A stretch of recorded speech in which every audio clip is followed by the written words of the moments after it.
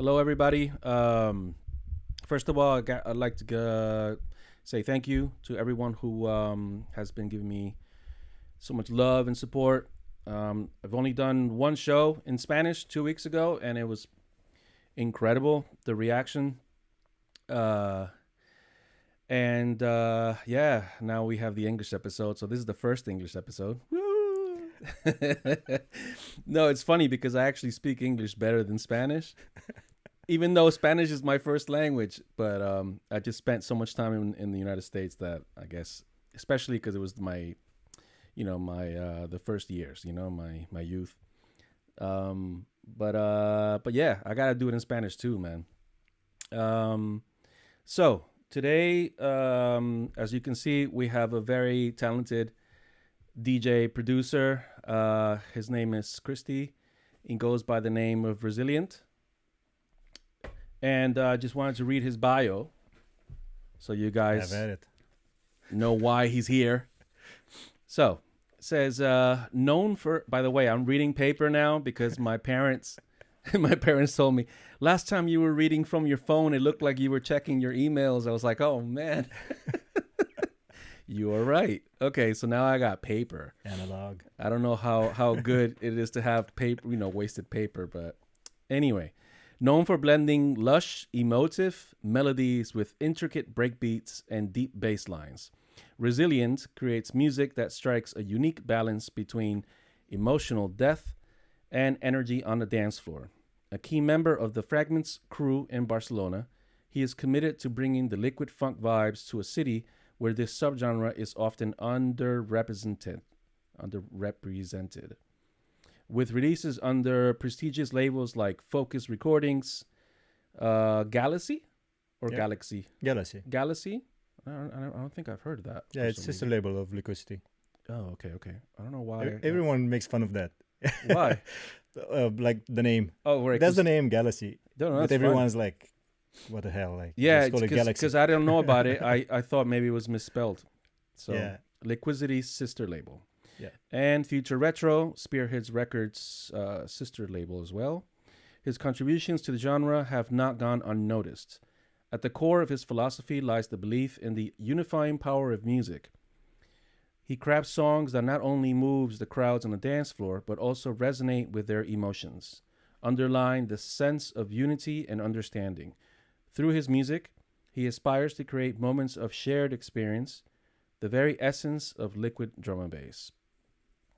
Wow. Okay, so first let's have a real look at your bio real quick. Who did the bio for you?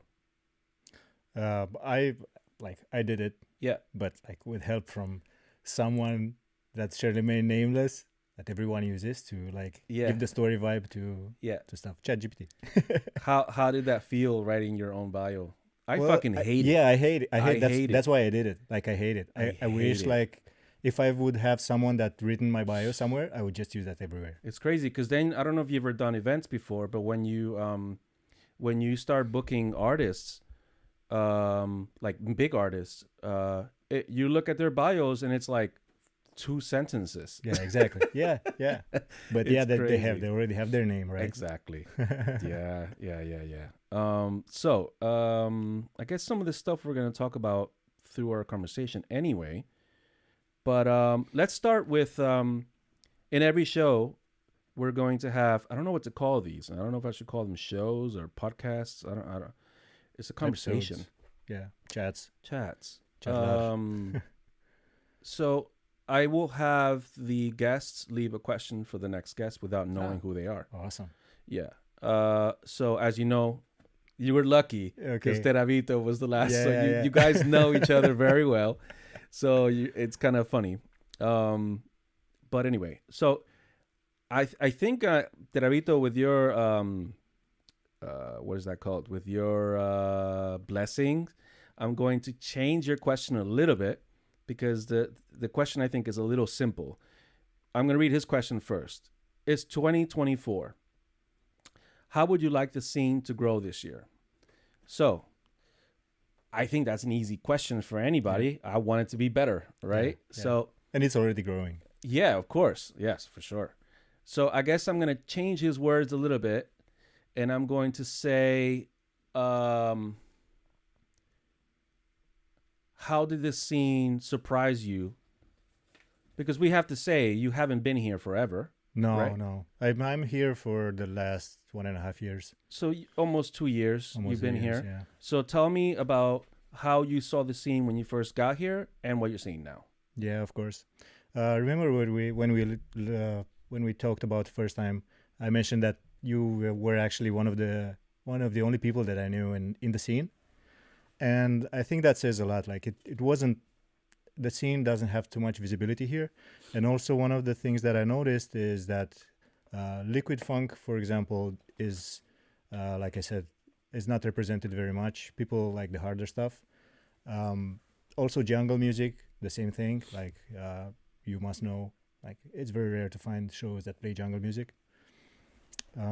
So I wasn't surprised by the scene because I looked into it before coming here. I knew that it wasn't very, like it softened down a bit from the old days, but it's a cycle, and I feel that it's growing and it's picking up pace, and I think 2024 is going to be huge for drum and bass in Barcelona, and it's because of guys like Victor Teravito and the whole DMB Barcelona crew. They're doing like amazing stuff, and the other crews as well, and I think it's going to grow a lot. Yeah, for sure. I think so too. So tell us about, I mean, I don't, like I said before, I don't really want this to be much of an interview. If you have questions and stuff, you can feel free to bring them up, or conversations, topics, whatever. So where are you from originally? I'm Romanian. Romanian. So I'm from Romania, yeah. And you've lived in Romania your whole life? Yeah. Okay. So how did you get into drum and bass? Like, how did that happen? Well, the scene, the drum and bass scene back home is similar to what's in Barcelona. Like we had a big wave at some point, then it dialed down a bit. Now it's picking up again, so it's that cycle. I wasn't always into drum and bass, obviously, but I was into electronic music for a long time. Like what? I used to listen to a lot of trance, progressive trance, house music. Like I love house music, some techno.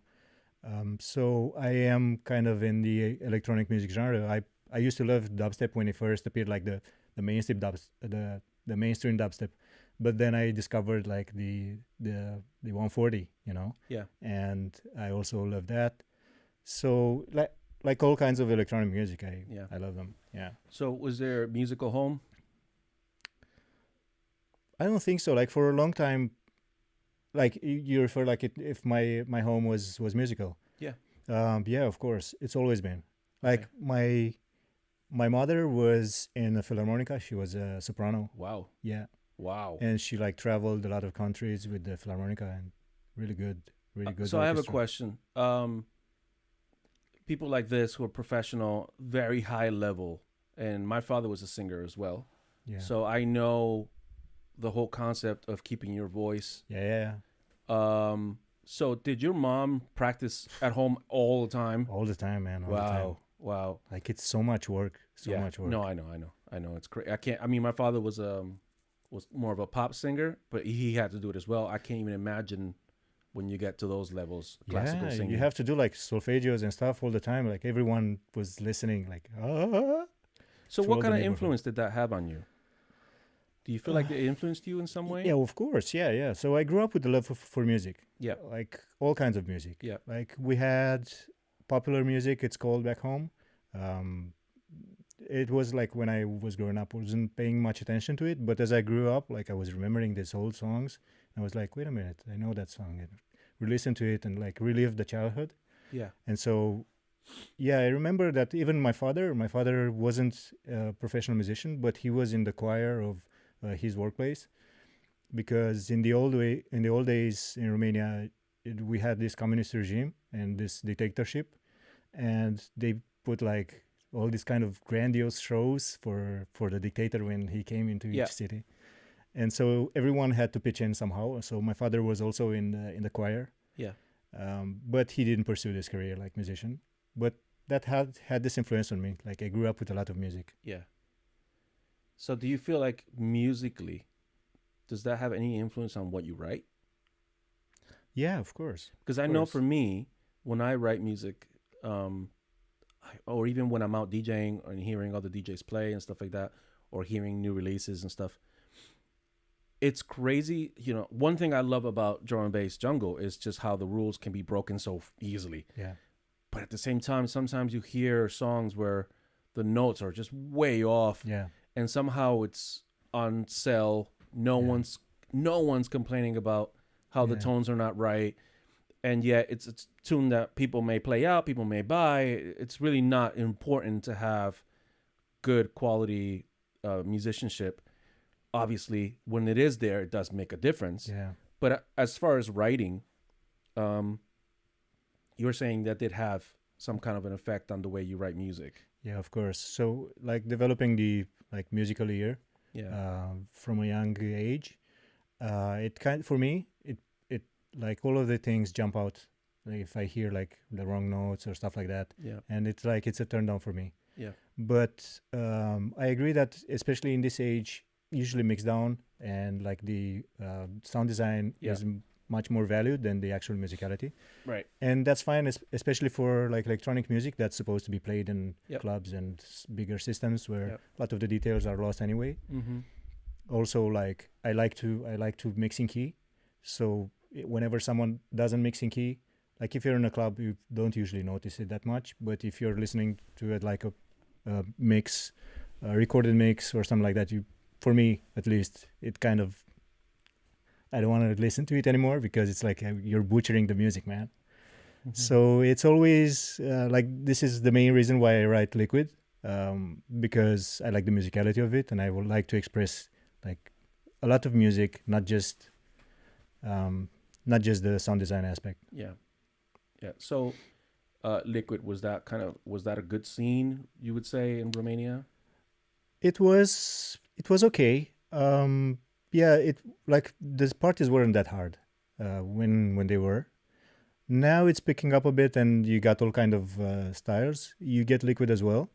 Like I think it's playing more Liquid than in Barcelona for sure. Yeah. Like people in Spain in general, I have this impression that people like neuro or like deep, darker sounds. Yeah. But we had this the last party of Fragments, and it went off, man. Like people were so like the vibe were crazy. I didn't expect that. It took us all by surprise. I agree. Things have changed, man. Yeah. But I think it's that hunger. Like people still need this kind of musicality, like a softer feel. Yeah. I mean, I don't know. It's a lot of elements. A lot of things have changed. When I started doing parties, you couldn't play Liquid. I mean, there was one DJ, Maceta or Alien Kid. Shout out to you guys. Frantic would also play some Liquid. And I'm trying to remember who else in Barcelona. Jaukem. Early days, when I first arrived to Barcelona in 2004, they were the only DJs who would play Liquid. But of course, they would mix it in with harder stuff because people just hated that stuff here. They absolutely hated it. We were able to do our part and help change that, and now we are where we are, But it was always weird to me because when I was living in New York City, that famous track Barcelona, and because Barcelona is a beach town, I imagined there was going to be tons of Liquid music here. Even DJ Marky one time wrote us because he assumed there was a big Liquid scene here. Yeah. And it was like, of course, respect to his cost, his value, but we couldn't afford to pay for something like that in a city where no one really even knows who he is, Here it's been a big neuro tech step. Even jump up has been a big thing. Dubwise, I don't know if you remember the Dubwise thing that happened for a while, the sing-along reggae tracks that was really big here for a while. But those are like the four things that really took off. Jungle looked like it took off, but really we're the only ones that were doing it, sadly. At least at the level that we were. There were other people, now that I think about it, that were every now and then doing events that would try and do some jungle. But that was towards the end of the years that when we first started, no one was doing what we were doing. In fact, in our own parties, we had people that hated what we were doing. So yeah, it took a lot of effort. I'm saying this because now you just mentioned that you did the very first party that was 100% liquid. Yeah. When I saw the videos, I saw the flyer. When I saw the flyer, I thought, oh my God, like that would never happen here before. I'm very happy that it is happening. And I'm kind of worried. I'm worried, but I'm also curious because it's not how it used to be. Yeah. So I'm really wondering how people are going to react to this. And from what I heard was nothing but great news. It's fucking amazing, man. Yeah. Big ups to all of you guys for doing what you're doing. It's clearly coming from love. And clearly you guys are super professional. So there's a bright future ahead, man. Bright future.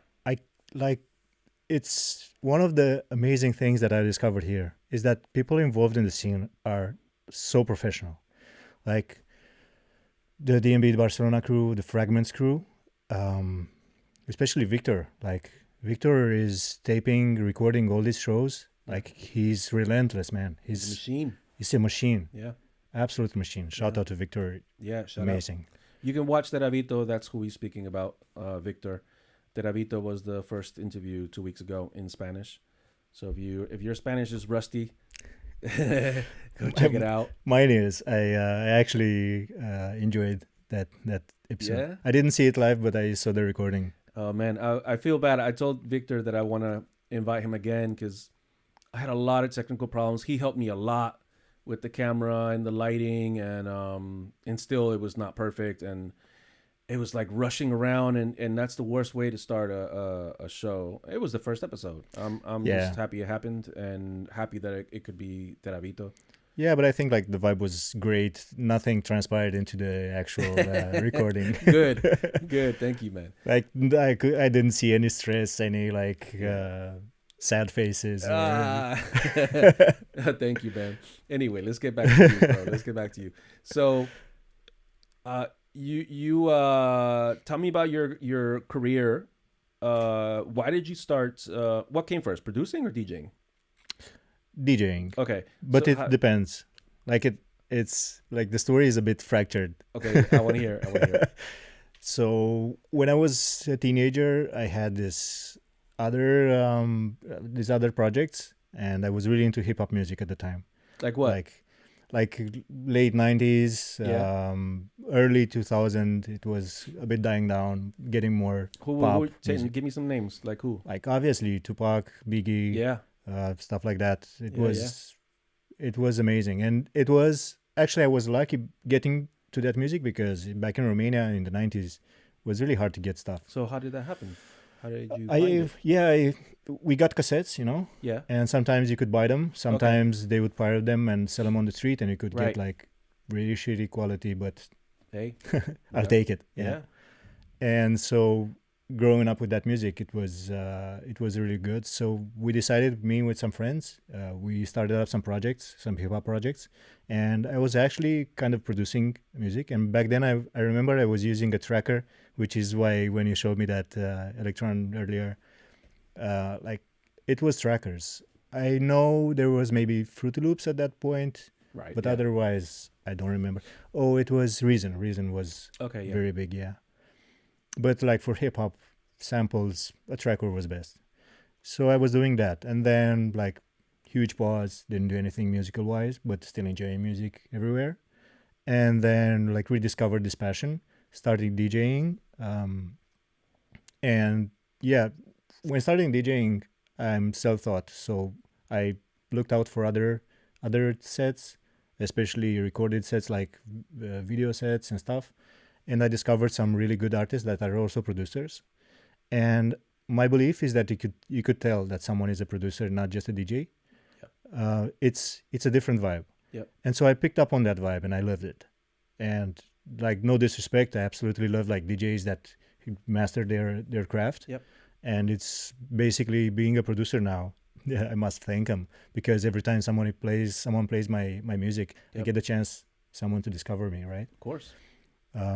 But saying that from the producer perspective, things are a bit different. You're more interested into the music side of it. Yeah. You're more careful in the selection, maybe. Yeah. And one of the things, my personal things, is that I don't usually play what people want to hear. Like, I usually play what I want to hear, which I think they would like to hear as well. But it's not, if you listen to my sets, I rarely play like bangers or like the latest, very commercial stuff. Why? Because I know that everyone else already plays it. Mm-hmm. It's fine. My job is there to play my own music and maybe some lesser known music. Why? Because like I always like feel this need for someone to play my music so that I can get to the ears of a lot of many other people. But at the same time, I know that other producers are in the same spot as me. So if everyone is playing just the latest music and everyone is playing the same music, it's not, you don't see like the forest for the trees, right?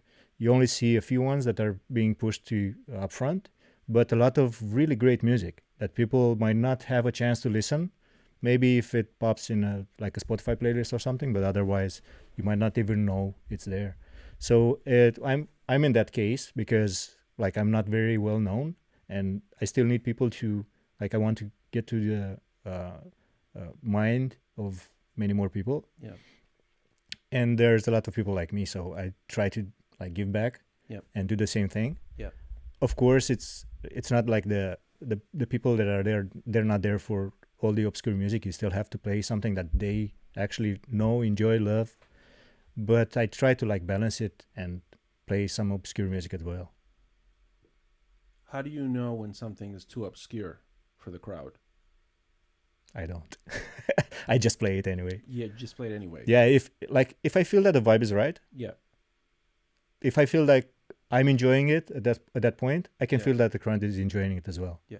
I mean, this is a good opportunity. That's why I'm digging, because I think some people who are watching us are not DJs. Yeah. And I think for a lot of them, there's probably a lot of questions about how we read a room,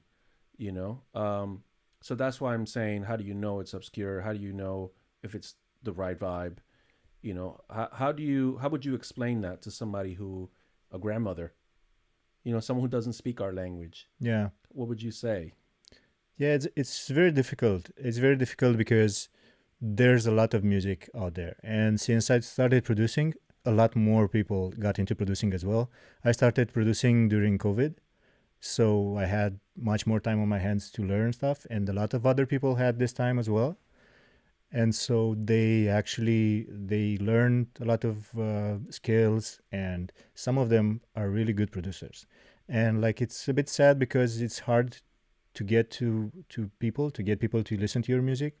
And I think some of them are really easily discouraged. And if a couple of people turn them down, like labels, or give them bad feedback, they might let it go and move on with their life. And that's a bit sad because some of them are really talented and they have really good music. Yep. And I try to play that music in my sets. But again, even if I want to do that, if it's not in the right vibe for that particular set, I won't play it. I usually make a playlist of a bunch of music that I would like to select music from. But in the end of the day, when I'm doing that set, I'm picking at the moment what goes next. So you don't program your sets? No. Perfect. No, I don't. I'm anti-programming. No, I don't. I have no problem saying it. I know it's really strange, man, because I mean, I want to continue with your topic, but just a side note, I want to understand. I want to learn. I want to understand how things have changed, where before anybody who prepared their sets, it just looked bad. Yeah. And now it's, if you prepare sets, you're professional. Yeah. And I just don't understand that at all, because as a DJ, I feel like it's a question answer, It's like, what am I going to find? I don't know what it sounds like. I don't know what it looks like. I don't know what crowd it's going to be there. I don't know what kind of mood they're going to be in. And so I'm only going to know that once I'm there. How in the world am I going to be able to use that when I'm at home preparing for a set? There's no way to know what that feels like. What happens to these kids? I shouldn't say kids, DJs. what happens to these DJs when they're playing music and it's not the right music for the night, for that moment? Exactly. What happens? Are they aware that it's not coming across? Or is the crowd not even caring? Or they are aware and they are like, well, this is what I'm doing. Yeah. I don't know because I don't program sets. Depends on the time of the night, right? If you're doing it at 3 or 4 o'clock in the morning, nobody's gonna care. Like, right. Well, I don't know. I feel like it's backwards. But if you're doing it in the opener, yeah, like opening, I feel like it's the other way around. I feel like when it's opening, people want to go get their drinks. They want to see what friends are coming. They don't really care what music is on there. And I feel like at 3, 4, those are the main slots. That's when people really want to like go crazy and want to feel the music. But I don't know. Yeah, but I don't know. the loud sound system, like the lights and stuff. Yeah, you're not entirely like awake. Yeah, sometimes. So I think it's easier to do those slots than to do an opening slot because everyone's like wide awake. The night is just getting started, and they can pick up everything. They're listening more. You're saying? Yeah, exactly. And they consciously listening. Okay.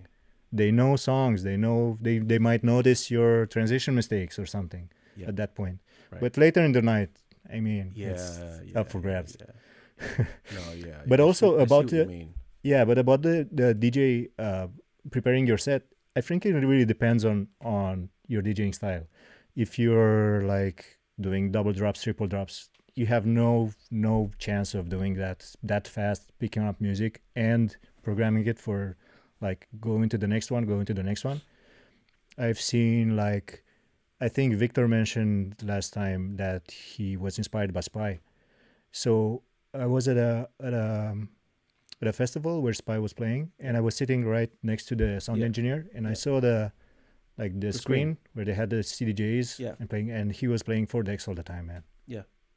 And you cannot not have your set programmed for that. It's way too fast. Yeah. But we can go down this rabbit hole. But I feel like first we should finish your story. Yeah. You were listening to Biggie, Tupac, hip hop. How did that transfer to electronic music? Or was that happening at the same time? It wasn't actually. Okay. Like the 90s, we didn't have these raves and stuff that were in the Western world. We were a bit more like not so lucky.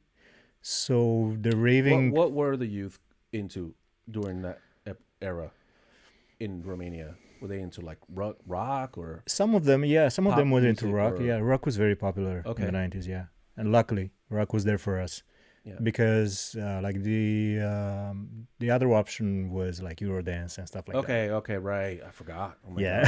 The 90s. Man. That's easy to forget. Bad clothing, bad music. Easy to forget. Oh my God. Bad haircuts.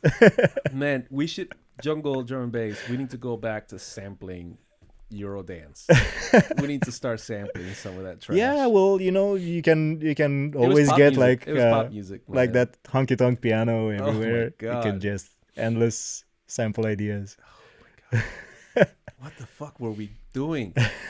Crazy music, man. It was so bad. Yeah, it was so bad. Yeah. But there were like there was a lot of good music as well. And we slowly got access to better and better music. Like the choices were a lot larger. How? Radio, TV? Radio was a big part of it, yeah. Okay. And what about like clubs or anything like that? Clubs, yeah. Okay. Some clubs. Okay. Most clubs usually played like still the popular stuff, but there were some clubs started like having raves and more into underground music, and that was really like that's how I discovered electronic music. So tell me a promoter, a DJ, somebody in Romania who you want to give all the love possible for having started something, a pioneer, someone who really like pushed it for the right reasons. Like electronic music. Yeah. Yeah, we had this band, like it was in the 90s, mid-90s, I think. It's called Shrie Paparude. And which means what in English? It's something crazy. Like it literally means crazy stuff, something like that. It has no sense. Like that 90s radio. Yeah, it's just cool just a saying. Okay, just a saying. Yeah.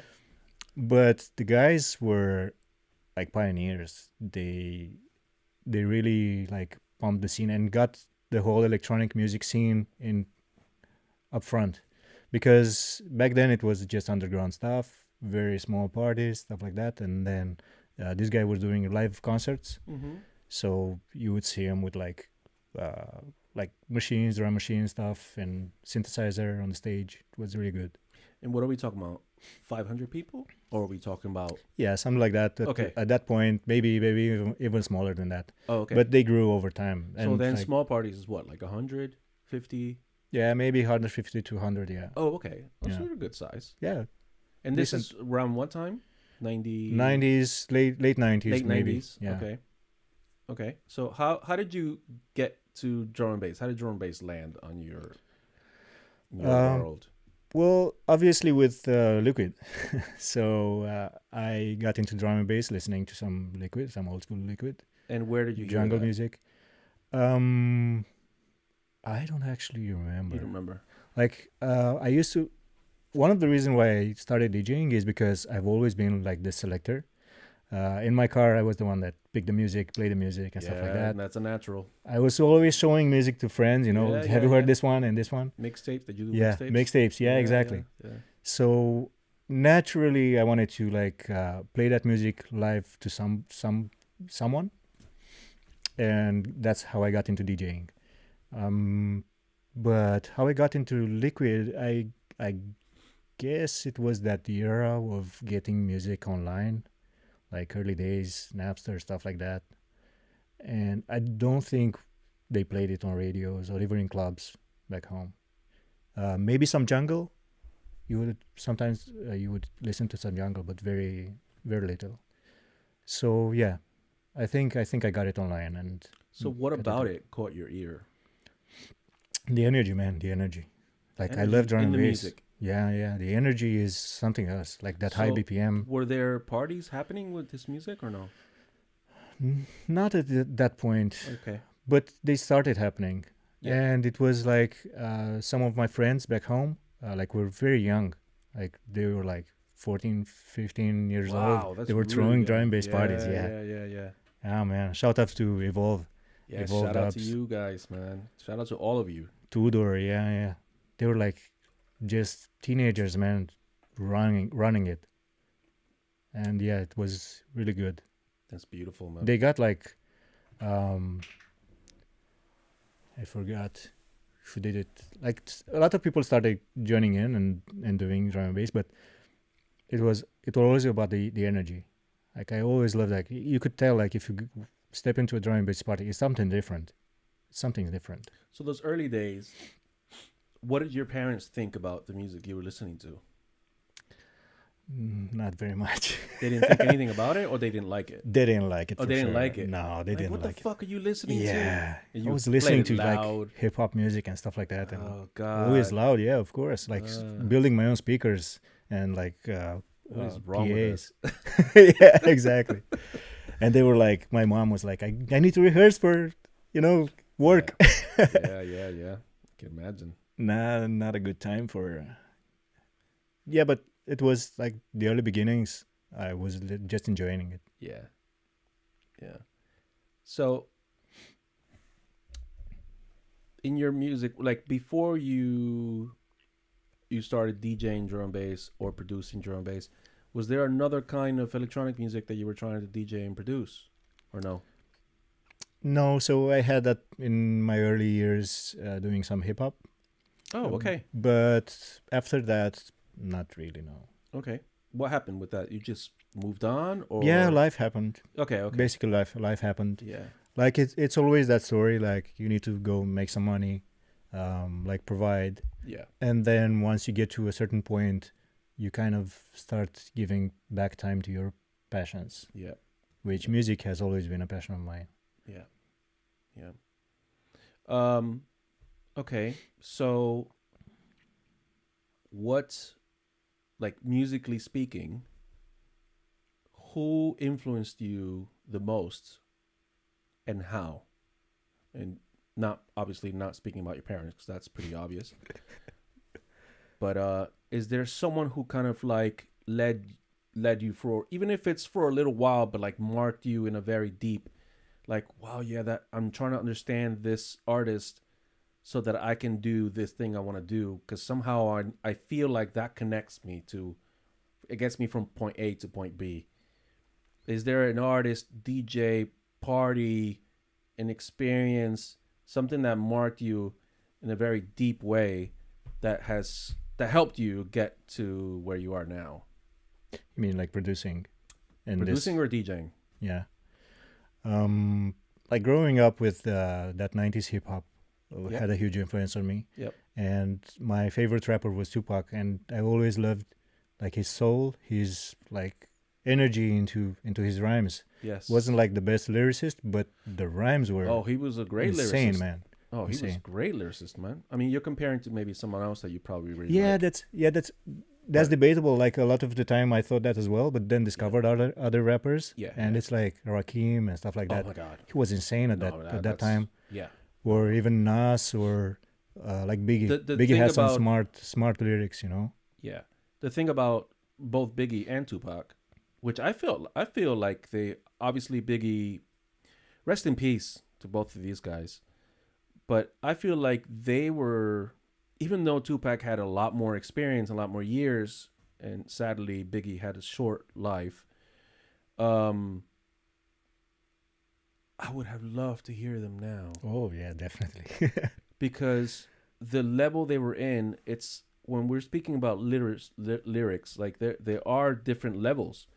And one thing they had, which a lot of rappers have a hard time getting, is a clear voice. Yeah. It was like you understood them. Yeah. Even though you could live in a completely different country, you felt them. Yeah. They weren't lying to you. Exactly. It was almost like you could feel them in the studio, like they're getting this out of their system. They're not just saying cool lyrics and making cool words work together. Exactly. They're actually expressing something, and it's easy to understand them. So having that at such a young age, I mean, Tupac died young. Yeah. And Biggie. Really, really young. The other day, just recently, I saw the age. It blew my mind. I didn't know. He wasn't even in his 30s. He was in his 20s, man. What the fuck? Like, I had another 20 years of experience to that.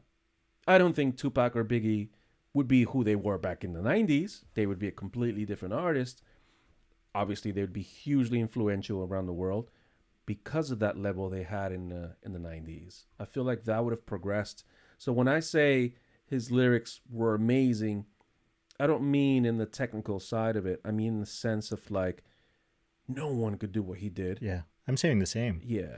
Like I said, like technically he was good, but he wasn't an MC, but he was a storyteller. Yeah. He was like you're saying, you didn't have the feeling that he's lying to you. No. And he wasn't, like, you could sense it in like the desperation in his voice sometimes, right? So you're saying that inspired you a lot. Yeah.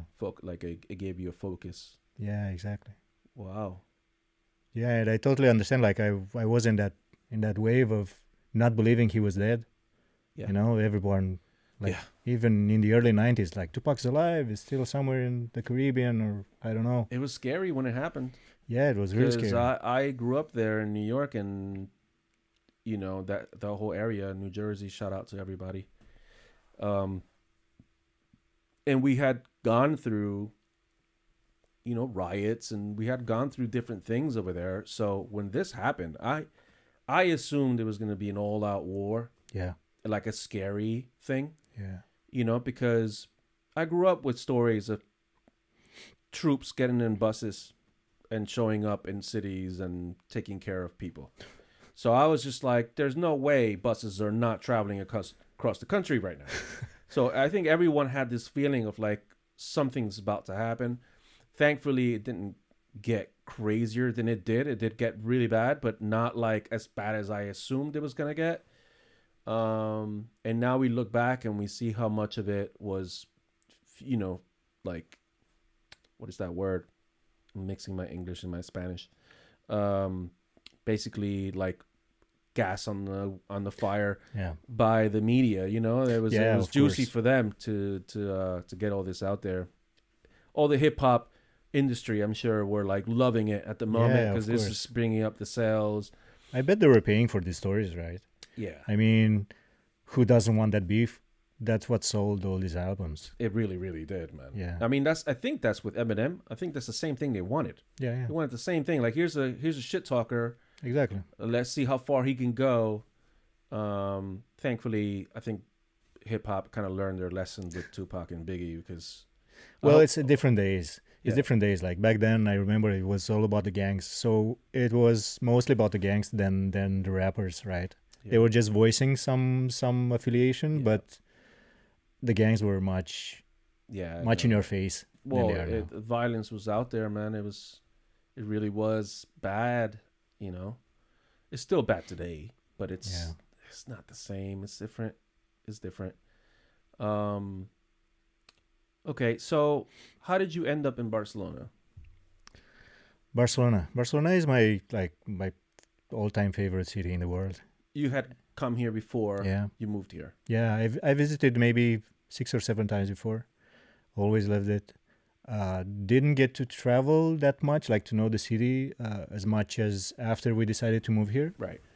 But I always loved it, and also FC Barcelona fan for quite a while. I was gonna ask you. That was one of my questions. I forgot to ask. I should have asked that earlier, because there's a Barcelona game happening right now. Yeah, I know. I don't want to know. And my wife's like, "Do you want me?" Because my wife is. Shout out to Julia. She's a big football Barcelona fan, huge. Wow, amazing. So she was like, "Do you want me to send you updates?" And I was like, "I don't wanna," especially the way things are going right now. Shout out to my cousins and my brother. We're all suffering right now. Barcelona is going through really... And all you football heads or anti-Barcelona, enjoy the moment. We'll come back. We'll come back, man. We'll come back. It's happened before. So how did that happen? How did you become a big FC Barcelona fan? Well, do you remember like Jica Popescu or Jica Hagi? No. There were 2 Romanian football players. When was that? In the 90s. Okay, yeah. Because I moved to the United States in 1986. Oh, okay. And back then, there wasn't social media. There wasn't any way to connect to what was happening here. Of course. There was no way they were going to talk about Spanish football exactly. in the United States. any European sport. So I when I moved there, I completely lost contact. Of course. And I moved back in 2004. So it's a bit of a I gray area. I missed a lot. Yeah. Yeah, of course. Yeah, so there were like Jica Hagi is the best footballer that came from Romania ever. Okay. And he played for Barcelona. He also played for Real Madrid, and that's the sad part. Okay. But Jica Popescu was actually captain of Who was the coach? FC Barcelona. Back then? Yeah, for his team. Wow. Do you remember? Trying to place it. Oh, who did he play with? He played with Stoichkov. Oh, okay. Yeah, it was a great era. Oh, okay. Stoich was so good, man. He played with Schuster? Yeah. I don't remember. Okay, well, I don't remember. It's not important. But yeah, so 2 Romanian legends played for Barcelona, and amazing. Right. So would you say in Romania there are a lot of people who are fans of Barcelona? I think they're mixed, like a lot of Barcelona and Real Madrid fans. Oh, okay. Yeah, it's pretty mixed. Okay. Because like I said, like Hagi played more for Real Madrid than for Barcelona. Okay. Scored more goals, stuff like that. Yeah. But yeah, it's really mixed. But I always loved the city. Yeah, the city and the overall vibe. Like I always feel like it's pretty close to back home, like how the people are. But unfortunately, back home, we've gone through this like dictatorship, and it got people old too early, you know. Mature too early. When did the dictatorship end? 89. 89. Yeah. So that really didn't have an influence on the arts, right? For you. Well, it did, because it took a long time for us to recover. Okay. Like after the dictatorship, some other party came in, and they were like a typical. Same as here. Same thing. Original democracy, they called it. Right. So it's pretty much the same thing, but without the like political prisoners and stuff. Right. But still keeping people from a lot of stuff. And arts, like there was something that they didn't want people to have, like this freedom. Right. So do you feel like there is a direct influence of the leftovers the generations that are still alive from that dictatorship to the way that creativity is coming out of Romania. Not how it's coming out, but how it's being produced, like the influence on the art itself. Right now, I don't think so. I think it's in a pretty good spot. So you're saying it may be past a generation now that it's not feeling influenced by that. Yeah, exactly. And maybe the generation before was heavily influenced by the political situation. Yeah, of course. Plus, we had like the rebels, like rock music. They were like something that got us through the 90s. Because like rock music, like rockers didn't care, man. Right. They didn't care. Yeah. It was lovely. Yeah. Like that's something that always stood against the system all the time. Yep. You could rely on that, right? Thank God. Yeah, exactly. Thank God. So for punk rock. Yeah. So we did have something, but not enough, you know. Yeah. I mean, it was like this tiny little hope. Mm-hmm. Yep. Are you religious? No. Okay, because I just said thank God. I always wondered if there's another way to say that without saying thank God. I say that all the time as well. I know, but you know, it's not like the other day I was thinking about in Spanish you say adios, which is basically saying be with God. Yeah. And I was like, I wish there was a different way to say adios. I mean, I'm not against religion, obviously. Yeah, of course. But yeah, it's kind of like you pushed yourself on me without my consent. See you later. Like hasta luego. I don't think like being religious. I don't think it's something. There's nothing wrong about it, and of course not. No, but the reason I was asking is because obviously when a country goes through something horrible like a dictatorship, usually like you go to religion, right? Yeah. But in our country, it was a bit weird because religion was involved, and it's still involved in the state and how the state functions. Oh, okay. So okay. Basically, that's what made me not be religious anymore. Yeah, okay. Because I grew up religious, right? But at some point, like it doesn't make sense for me. It's too much. Yeah. What religion did you grow up in? Christian Orthodox. Okay. We heard that from our Russian brothers. Hey, man, I mean, you know what? They talk about cities being melting pots. Europe was a melting pot. Yeah, of course. I mean, look at Spain. Of course. You know I think it still is. That's what I mean. It's a melting pot. It's alive. There's a lot of culture, and that's why it's a hard time accepting that it's a melting pot. Yeah. But it is a melting pot. It's easier. Like I think it's easier for us Europeans to accept this than maybe Americans. Yeah. Although, like in America, it's been a huge melting pot over the whole history. Yeah, I mean the difference is time. Yeah. I mean the other day I was flipping out when I realized the United States as a country has only been around 200 years. Yeah. It just blew my mind. Because you learn in school, but you forget about it, and then you think about the growth of that country in 200 years. It's absolutely nuts. It's insane. It's insane. That's not natural. It's not healthy. And I think that's the problem. Yeah, that's the problem. Like they're trying to catch up emotionally and spiritually to what they did. Yeah. My wife is American, so we obviously speak a lot about America. And this year is a important year with the new presidency coming up. The elections in November. But anyway, back to the music. Not that I don't want to talk about that. It's just, I don't think that's interesting. If I had an American here, I probably would talk about that. But yeah, we talked enough about politics. So you ended up in Barcelona. What made you decide to actually move here?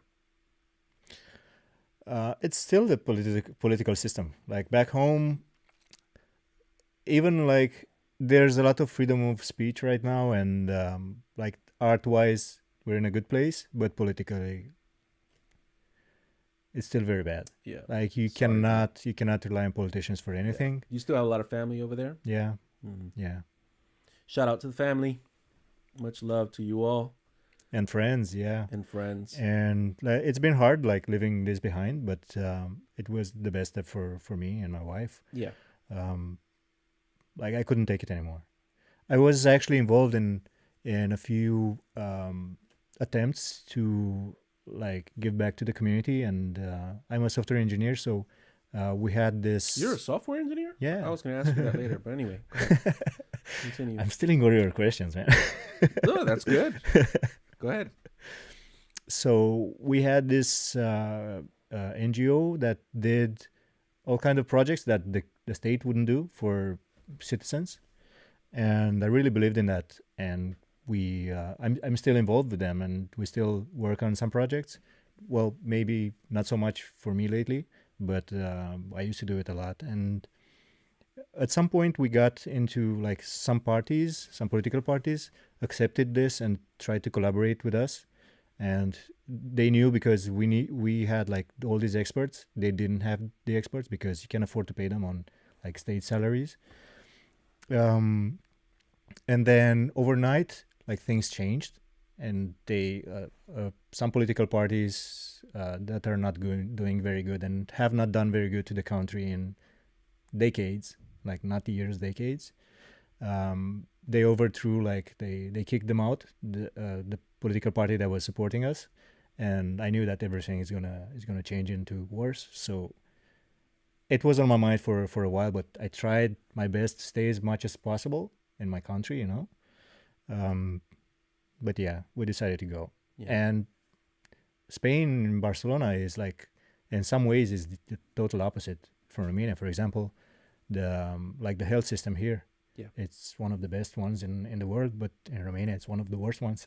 Like we have very good doctors, but the hospitals, you don't want to go into hospital, man. Wow. You go there like for a checkup, and you get out with 2 diseases. Man, I'm so sorry, man. It's insane. Yeah, you're scared to go to the hospital. Yeah, I understand. Yeah, it's crazy, man. Yeah, so we had to do it. Yeah, we had to do it. So tell me what you can about your wife. How did you meet her? Did she know you when you were already a DJ producer, or how did that happen? No, we're actually a long time. So we're together for okay, so a long time. A long time, yeah, a long time. Okay, yeah, maybe 19 years or something. So she's seen you get into this whole thing. Yeah, of course, yeah. She's seen me from the bottom. Like, I'm talking the bottom. Like, even before I was, like, in my career as a software engineer. Yeah. And, yeah, she saw me through everything. Yeah. Better and worse. Is she a creative person? Yeah, she's a graphic designer, actually. Oh, wow. Yeah. What kind of graphics does she do? She does mostly web design, stuff like that, app design. Wow. But she is into like graphic stuff. Yeah. She pick up painting lately. Oh, wow. She does some really nice paintings, man. Really? Yeah. What's her name? Love it. Larissa. Shout out. Ooh, big heart. So I mean, I imagine when you make music, you show it to her. Yeah, of course. Sorry. Do you talk to her about all the DJ world and all that stuff? Oh my God. So she supports me like no other, right? But she hates parties. She hates. So she likes drum and bass. She hates drum and bass. She hates drum and bass. She does hate it. I mean, no, I know what you mean. But she would rather not listen to it, right? I know what you mean. Like, she's more peaceful, and this is like too much energy sometimes. And so when I come out of the studio at like 12 o'clock and at night with like, let me show you this latest idea, and she's like getting ready to go to sleep. Not a good moment. Not easy. But yeah, she's very helpful. Yeah. Like I always like this, the fact that she puts it into a perspective that I'm not used to it. Yeah. We're very different in some ways. Yeah. And she can usually point out some things that I would never think of. Yeah. And she's like, "Hey, don't mind what I just said, because I don't know the music, I don't know the genre or stuff." And I goes, No, that's exactly right. Right. That's exactly what really I need. Yeah, that's really, really helpful. Yeah, for sure. It's insane. For sure. Wow. So wait, what came first, DJing or producing? You said DJing. Yeah. So what made you think about producing? Yeah, so like I was saying, I was watching these sets, these recorded sets at festivals, clubs, and stuff like that from people like LSB, I think at the time. Paula Bryson was picking up. There were some really good recorded sets, like high quality, really good transitions, like the creativity in the transitions, some double drops here and there. And I really loved it. And I noticed this difference, right, between someone who's a producer. So I started listening to more sets from producers, and then I kind of found some similarities. and it just called out to me. I was like, I wish I could like express myself, create my music, and play it somewhere. And like I just started like downloaded. I think it was Logic that I started with. I didn't like it. Like you said, like I couldn't figure it out. Yeah. Flow with it. Yeah, exactly. Yeah. And then like tried Ableton. I absolutely love it. Like it spoke to me. It was exactly the workflow like it was made for like the way I think. Yep. And and then like it wasn't enough. Like you could learn some stuff, but it's a lot of work. It's a lot. You need to learn a lot of stuff. Like even like just music theory, and if you're going to learn just music theory, that's way too much. So at that point, like it was COVID, and a lot of producers started having like patrons and like one-on-one sessions, and I got to talk to Andre Human Nature. He's in Portugal, and he was doing some one-on-ones there, and I was a bit nervous because he did these interviews before, right? He wouldn't take anyone. Like he would do an interview, ask you a few questions, see what your level is, what you're trying to get, if he can help you or not. And that was amazing. Like I had maybe, I don't know, 10 sessions with him. It changed my whole perspective. Like I already knew a bit of a thing here and there, but after doing the session with like, even after I stopped having sessions with him, I would still like have this way of thinking. Did you have production buddies? Like people or peers? No, not really. No. Okay. Mostly, I guess mostly because it was COVID still. Okay. So it was really hard to like to get together. So where did you learn most of your stuff? Was it in those sessions, or did you use other methods of learning? Well, I'm still learning, right? Yeah. And I used a lot of like options at my disposal. Tutorials, of course, a lot of tutorials. These one-on-one sessions like laid the foundation for like solid understanding of some things. What would you say was like the most important thing you learned in those sessions? Like the most, if you had to pick one thing. It's really tough. Yeah. It's really tough. I guess the mindset, like the mindset that you usually think of like music producers, like, you know, all these memes, you think like music producers are all these rock stars doing live shows or like DJs and stuff. We're just some guys, lonely guys in front of a computer during the night and trying to make some beats, right? So like you shifting to this mindset is a bit humble, and you getting to this point, I think, is the most important thing. Like, should not forget why you're doing that. Wow. And I don't think many people realize it. Like, maybe you get into DJing because like you like this vibe, you wish you were also a DJ, you want to play in front of crowds, but you need to, at some point, you need to have an honest discussion with yourself, see if that's working for you, if it's really what you want. Why are you doing this? Where do you see yourself? Where do you want to go, right? Not a lot of people are asking these questions. And they're very important questions. And I think as producer as well. I think it has a lot to do, and this is just an opinion of mine, because I had a similar situation as you.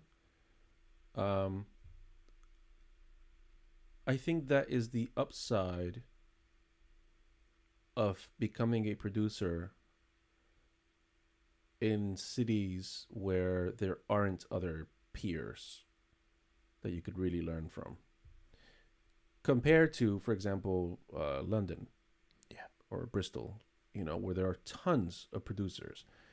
You know, when you think about how much music is sold online from these cities, and you think that that is a very low percentage of what is actually being produced over there, you know, on a yearly basis, with how many producers are not famous, not on any label, all just learning. There are many times that I've heard of friends who are just hanging out with each other on a Tuesday making beats. Like, it's just normal over there. Yeah. And so I think the ladder is very clear in cities like that to grow and become somebody and like start working, start making money, start touring, maybe starting to leave the country. And so you're just kind of flowing. You're just this. I'm getting better, so I'm flowing. You know, I have some kind of skill. I'm creative. People seem to like what I do, and so they follow this process, and they never have a moment to think about why they're actually doing it. It was always about getting from point A to point B, and that's what I've noticed a lot. Where a lot of these artists, when they get older, let's say 15 years into it, that they split. Some of them are like, yeah, this is who I am. And some of them are like, no, I want to try other music genres now. I want to try other things. And it's almost like, but you're really good at this. Why are you going to do other things? Like, why are you, for me, Fotek is a perfect example. Fotek was one of the first geniuses of our scene. And I think he left our music because he never took time to think about why he was involved with it. That's my opinion. I feel like if he would have grown up in a place where he had to really learn everything on his own, he would have no choice but to think about why he's doing it. Because he's not seeing money, he's not seeing fame, he's not seeing, so why am I investing so much money into this? Why am I, so I remember Fabio told me once, he said, DJs and producers in towns that are not drum and bass focused tend to be very good artists because they have that truth. They know why they're digging deep into this world, and they have a very strong voice, whereas some of the guys or girls coming from the main cities of drum and bass jungle, they're not even aware of how lucky they are that they're in the place to get with the right contacts, the right engineers, and then just put out music that's good. People like it, but they don't have this kind of like understanding of why they really, really do it. You know what I mean? Yeah. I mean, I know this is just my opinion, but I think it's more of an observation for me, Yeah. I know, for example, with Fotek, I have been questioning my brain for 30 years. Why the fuck he won't just come back? If you were so good at it, why the fuck did you leave? But, because he got into cinema, he got into soundtrack, video games. Yeah, he can still do drum and bass. No one's telling you just to make one thing. But I don't know, man. Yeah, but also for some people, it's their job, right? Like for someone like me, it's a passion, it's a hobby, it's something that I do. You think for some people in the scene, being a producer, DJ is their job? Yeah, I mean, those that are touring. I mean, I understand that's how they make their living. Yeah, exactly. But I don't know if they look at it as their job. I guess they do. I think that's the issue with some of them. Like at some point, like you get tired of your regular job, you might get tired of this, right? Well, also there's no time, right? I think you have to kind of stop working per se a real job when you have a lot of responsibilities and traveling and. Exactly. I mean, that's one thing about being a producer DJ that a lot of people are not aware of is how much time is involved and energy. A lot of time, yeah. Yeah. And crazy. It's more time these days. Like it's insane. Everyone expects from you to do all the everything else. It's like sometimes you don't have time to produce because you're busy creating social media content or like talking to someone or asking talk about some collaboration, trying to get it right, trying to synchronize the things, exporting stems or whatnot. It's always extra work that keeps you from actually creating that music. Yeah. And I guess you get tired at some point. Especially if it's your job, if it's how you make your living, and like this touring stuff, and I couldn't do it. Have you ever done like a tour? No. I've done a few, and it's weird. It's almost like you have this. It's kind of like it goes like this, right? So like in the beginning, your adrenaline's pumping, and you're fucking ready. You know, you want to kill it in every city. Yeah. And you feel like maybe this is what an artist feels like, right? And then you go through the events, and then your exhaustion and almost like your self-esteem drops. You're like, oh, I guess I'm just another person. and then after a while, after the tour is finished and a few months have passed by, you look back. Yeah. And then it feeds you, and then it's like, wow, I can't believe I did that. That was great. That was amazing. But I've only done, I think, 2 tours. Yeah, I think it was 2 tours. I don't know. Years get hazy, but yeah. But yeah, it's crazy when you think about people touring all year. Yeah, it's insane. Like, it's insane, man. Like, I've seen, I think mentioned that he took 2 weeks break or something like that, but he toured all of last year. Like, Ugh. Friday, Saturday, Sunday. Sometimes these guys do 2 shows a night. It's crazy. Like, I can't see it happening. Okay. I can't Fun see question. Let's go to some fun questions. As a DJ, what is your favorite equipment? Favorite equipment? Yeah. Is that a thing? Like, yeah, if maybe there's a mixer that you love. But like, even the one that maybe you don't find in clubs or something, I don't know. I guess the equipment I'm used to. Like, if it's a Pioneer like mixer and a couple of CDJs, I'm good. So you're not picky about it. You're not picky. No, I'm not. Yeah. But I also like, I'm not, because I took the time to learn other mediums as well. For example, I learned how to mix on timecode. I've had timecode for quite a bit at home. I took the time to learn other mixers like Alien Heat and stuff. So I don't get nervous, but I used to, like, if it's, sometimes they don't ask you for the rider, right? Just what the club has. Yeah. Have you ever played with vinyl or no?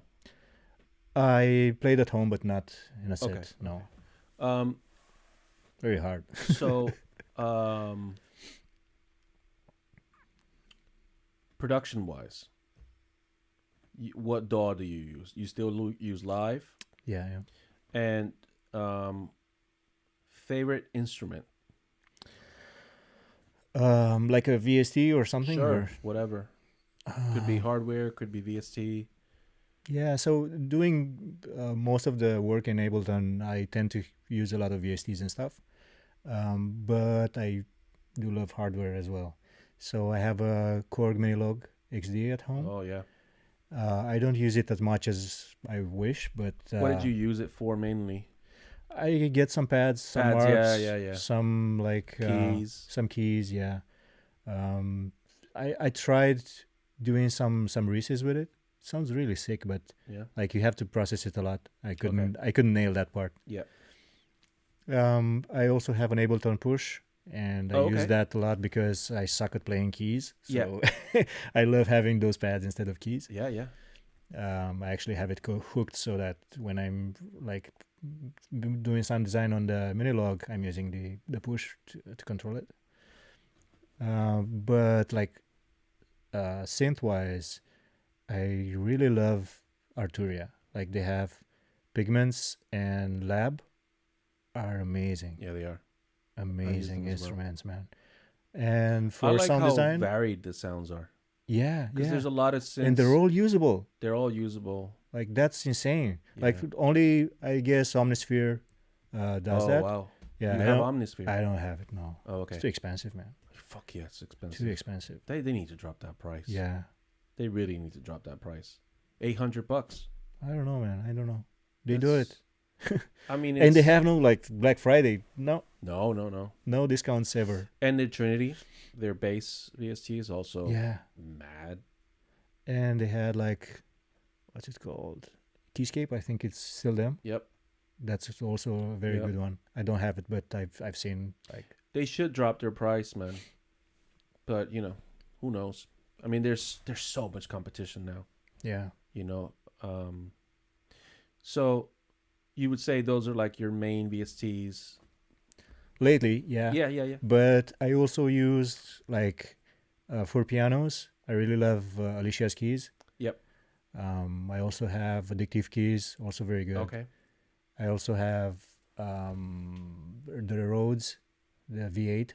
I'm a sucker for Rhodes, man. Oh man, it's insane. It's I'm insane. a sucker for Rhodes. Absolutely love it. Coming from the hip hop scene. Yeah, exactly. Like same here. Oh, like man. hip hop, R&B, Rhodes all the way. Oh God, there's nothing that sounds like that. Exactly. And I'm trying like leave it a bit lower with the pianos, or because I tend to use it, like overuse it. Pianos, keys, stuff like that. It's where you are right now. Yeah, trying to shift it a bit to diversify a little. Yeah. So processing plugins. I use a lot of like stock plugins. Oh, okay. They're really good in live. In live, Yeah. But I would glue say is really good. Really good. Yeah. I use like external VSTs, Pro Q3 like crazy. Right. Like it's of course. my EQ of Who choice. doesn't fucking use Pro Q3? Yeah, exactly. It's ridiculous. And like Serum. Yeah. Very good.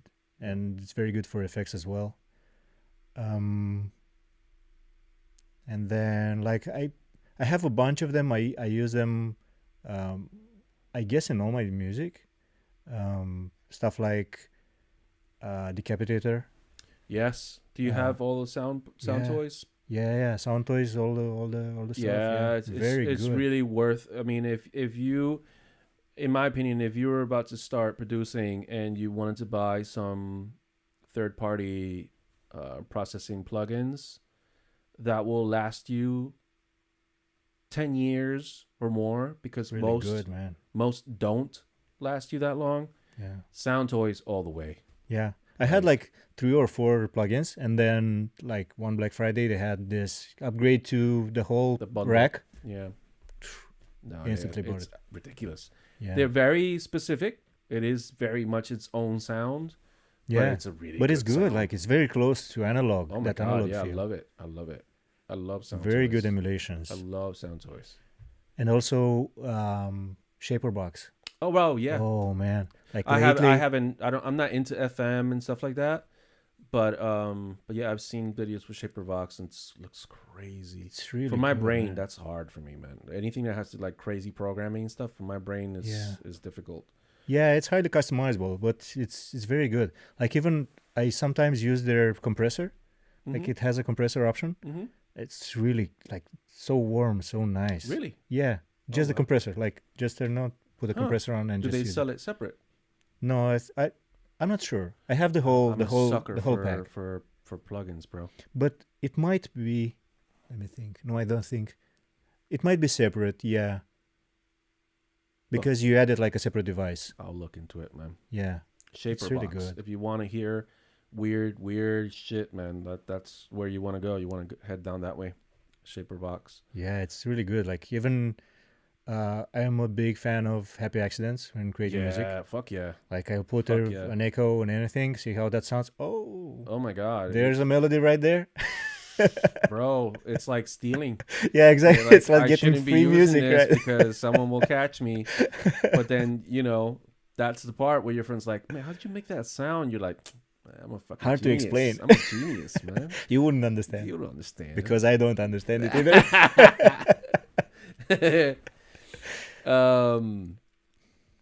So if you had to have one instrument and nothing else, what would you choose? Whether it's hardware or software. A synth. Anything. Any synth, like a synth, so I can make other sounds as well, like even drums. Okay, so better question. What is your dream synth that you don't have? I think it's the Prophet. The Prophet. Yeah. Which one? Really? This one. The Rev 2. Yeah. It's really good. Yeah, I know. I've heard so many good things. I dream of the Prophet 8. That's one of my dreams. It's really expensive though. Yeah, but like really expensive. But really good, man. Yeah. Really good. Like it's worth all the money. It's crazy. There are more expensive stuff. Oh yeah, of course. No, if you want to talk about money, you can easily go down that rabbit hole of investing in like hardware and even software plugins and stuff. Yeah. And software now is getting so good. Yeah. So good. And it's like I love it that it's there. Like you just open your computer and you have it there. Yeah. You used to need like a proper studio. Apple? Yeah. Yeah. Do you have the M1, M2? Yeah. Yeah. I'm still on Intel, man. I'm fucking dying. I'm Yeah. choking up over here, man. Yeah, I know. I have an Intel too. So on it's the Intel, difficult, man. and it's getting worse and worse. How do you explain to your wife, babe? It's time to move on, man. Like, this shit is slowing me down. It is, yeah. It's pretty bad, man. Yeah. I was at shout out to Daniel Weiss. I was at his studio, a working engineer in Barcelona. He makes hip hop and stuff. Oh, nice. And I was at his studio, what, 2 days ago? Yesterday? Fuck, I don't remember when I was there. 2 days ago? What's Wednesday? Yeah, Monday. Monday I was there, and they have an M1, and I was watching him. He was doing some mixing, and he was just adding plugins and just, blah, blah, blah, blah, blah, blah. And I'm watching, and at the end of the night, I turned to him, and I was like, yo, what kind of Mac do you guys use here, man? He's like, oh, we got an M1. And I'm like, right. He's like, why? I was like, I'm still an Intel, man. I couldn't do what you guys are doing here, man. Yeah, it's insane. It's insane. Like, I have an M1 Max, and it's brutal. It's crazy, right? Oh my god. So it's the same thing. I was watching the CPU emitter, like throwing all the hard stuff on it, right? The instruments and stuff, synths, heavy synths like Diva and stuff like that. Yeah. And it was like 15%. On my Intel, I have to like freeze. Freeze. Freeze a lot, bounce a lot, and like. Oh man, I know. It's crazy, man, because I really like not making mixing decisions until the mixing session. Yeah. But sometimes I like to have some processing as part of my production. Yeah. And suddenly you're looking at your mixer and you're like, God damn, I have way too many plugins. Yeah. It so happens what do to you me. do? Yeah. You know? So it kills your workflow. It kills your workflow, man. It happens to me all the time. Yeah, to me as well. Like sometimes, like I know that it's too much. I need to stop. Right? Yeah. I can't do anything else like creatively, because it's the same thing. Like you have sessions where you're creative and you have this idea and want to expand it as much as possible, go as far as possible, but things like this get in your way. Yeah. Like having to decide, am I keeping this version or not? Like sometimes what I do is like I will bounce that thing but keep the original, disable everything on it. Yeah, you learn tricks. Yeah, or like freeze it and stuff, keep it there as an original, and then if I need it some other time, I'll get to it. But most of the time I don't. Yeah. Like when I started learning this stuff, a lot of producers were saying that I think Metric has a really good tutorial for Computer Magazine, I guess. And he said that, you bounce that, you lose like the flexibility of adding more stuff to it. Modulating, whatever. Yeah. But you commit to that idea. And of course. For us as creatives, the worst thing that can happen is you have too many options, right? Where you can go from there. Yeah. I mean, there is something, though, to contradict that, which is music needs a lot of movement. Yeah, it does. And when you commit, making that movement happen is difficult because you don't know where you're going to end up. So it's really hard to know, foresee. It's really hard to foresee like which way the track is going to be going. I mean, I don't know how you write, but but it's like it's making the decision for you, right? Yeah, I guess. Because you will get, in a way or another, you will get somewhere. Yeah. You might get somewhere different than. But you don't find that you end up repeating a lot of the same ideas? Oh, I have this thing here I wanted to modulate originally, but I committed, so it's bounced. So I guess now I'm just going to put a delay on it, chop it up, maybe some reverb in certain spots just to make it sound a little different. And you end up doing that every time. And you're like, oh, I need to stop doing that. I guess that happens, but I also think that it's part of your sound, right? It's part of your fingerprint. Like people might recognize that technique and man, that's a Rezilient tune. Like I know. What would you like people to recognize your music in your music? What do you think is like? There's people who write where their message is very clear and upfront, and there's people who write where their message is kind of hidden and kind of like a puzzle. If you figure out, you'll get it. Like MF Doom, for example, right? Yeah. So like very like you figure it out. Puzzles, yeah. You know, it's a puzzle. You figure it out. But how do you feel like you are as a producer? Do you feel like you're trying to get your message across really clearly, or you're trying to like show your quality where if the person's listening closer? Yeah, I'm not that subtle. Like, but I do have attention to detail. So it's one of the things that I care a lot about is that whenever I output something, I'm happy with it, like in all ways possible. Sometimes it's not possible because like you can't get there. Like you wish you sounded in a way, but you can't do it. You simply cannot do it. You don't know how, you don't have the tools. It doesn't matter. But you have to be like I have to be very content of what's going out there. And yeah, one of the things is if you listen, like I do a lot of mixdown in headphones, so I tend to add a lot of like subtle layers to fill the space up. So if you listen to my music on headphones, you probably noticed some things that you might not be that visible, like that obvious when you listen to it on speakers. So I do that, but my main message is pretty upfront. Yeah. I don't like I usually and what I want to get out most is emotion. Like I like it to have the energy. I like it to have the vibe. I want it to have like the bass to hit you. I want the drums to be in some way, but the emotion is something non-negotiable for me. Like I want to evoke the emotion. I want people when they listen to that tune, they sometimes maybe make their skin like get goosebumps. Yeah. Do you use samples? I use samples, yeah. Yeah. But I also like create a lot of my own sounds. I mainly use samples.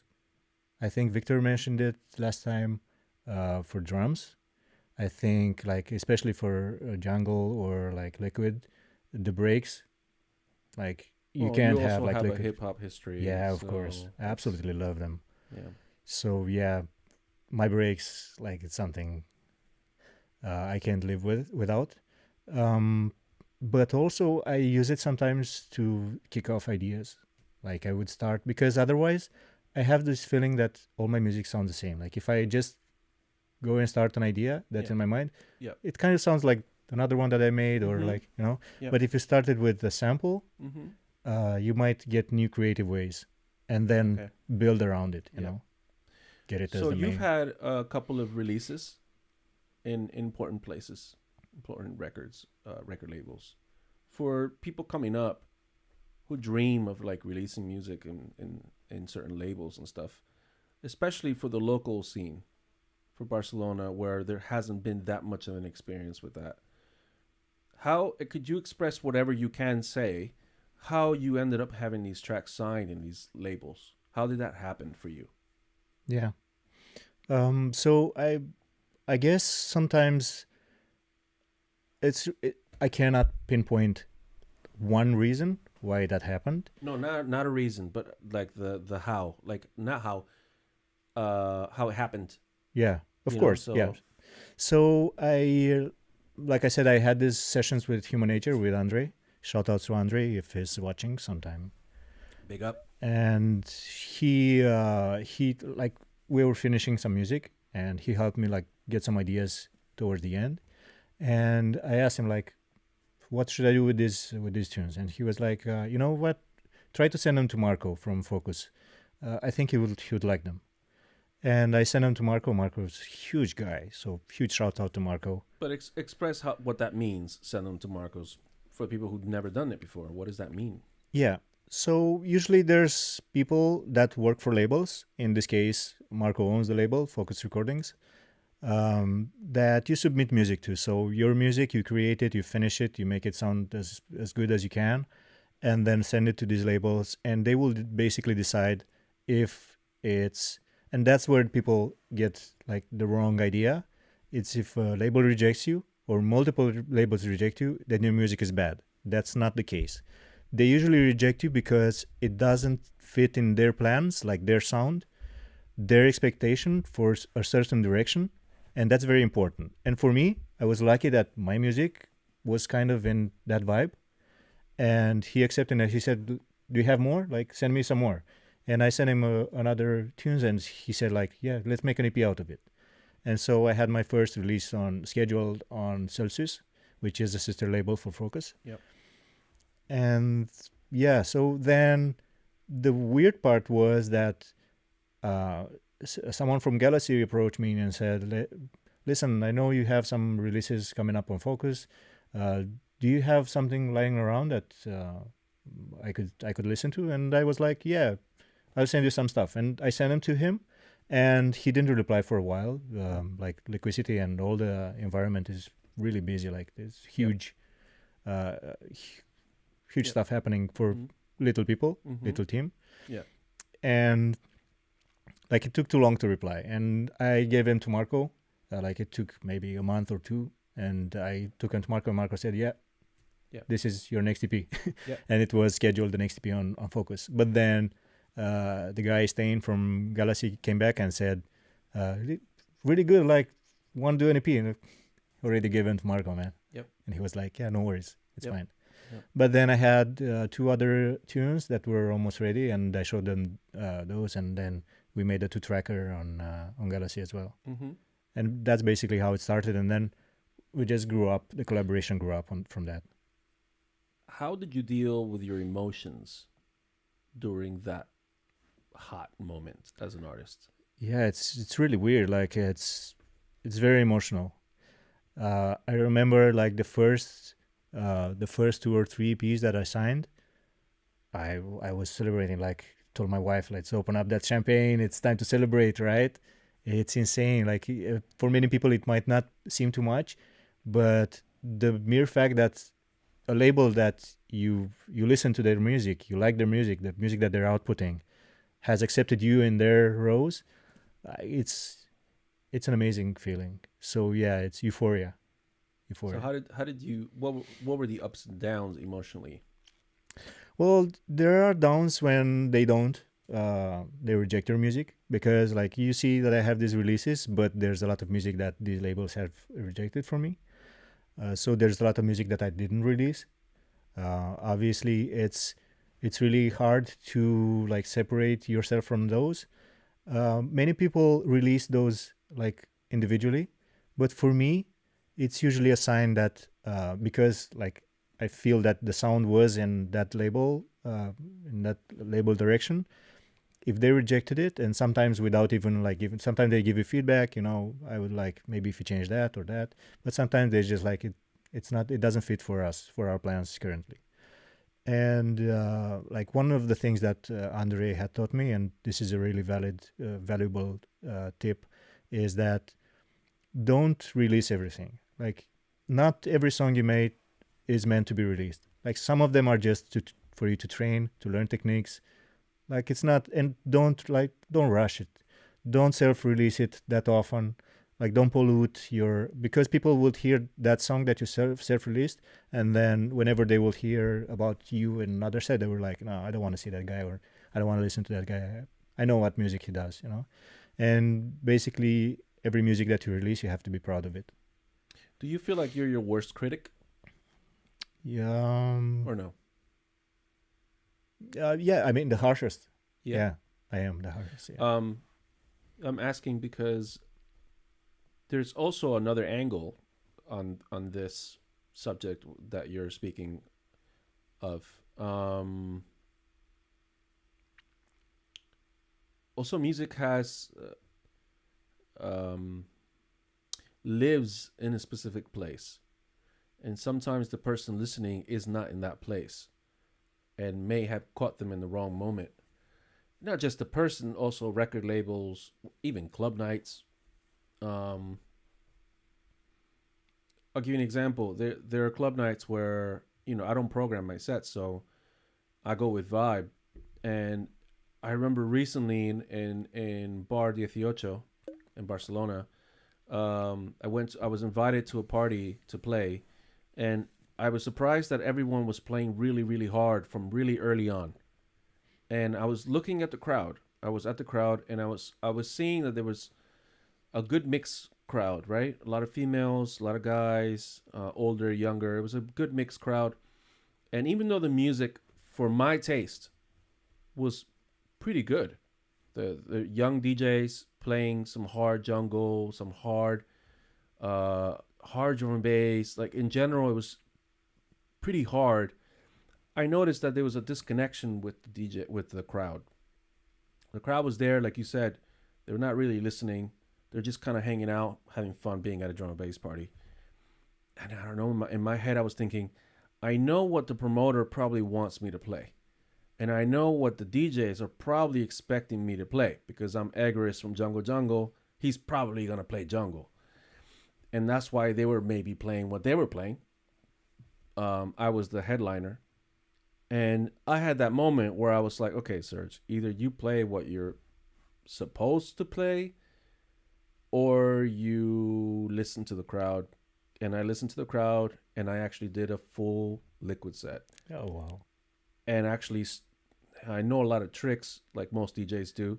When you want to switch music styles in a party, a very good trick to do is to have a very long intro, so that the crowd has like a way, they have an ability, they have anticipation, permission to like go down their energy levels and like climb back up, so it doesn't clash. You're not going from hard shit to suddenly this soft, you know. So I did a long transition. It was a long intro. And in my head, I was thinking, okay, you're nervous, but this is the right thing. The mix went off well. The crowd reacted really well. The promoter and the DJs were like, wow, I didn't expect you to play that. They were not expecting me to play that, so I don't think they were happy.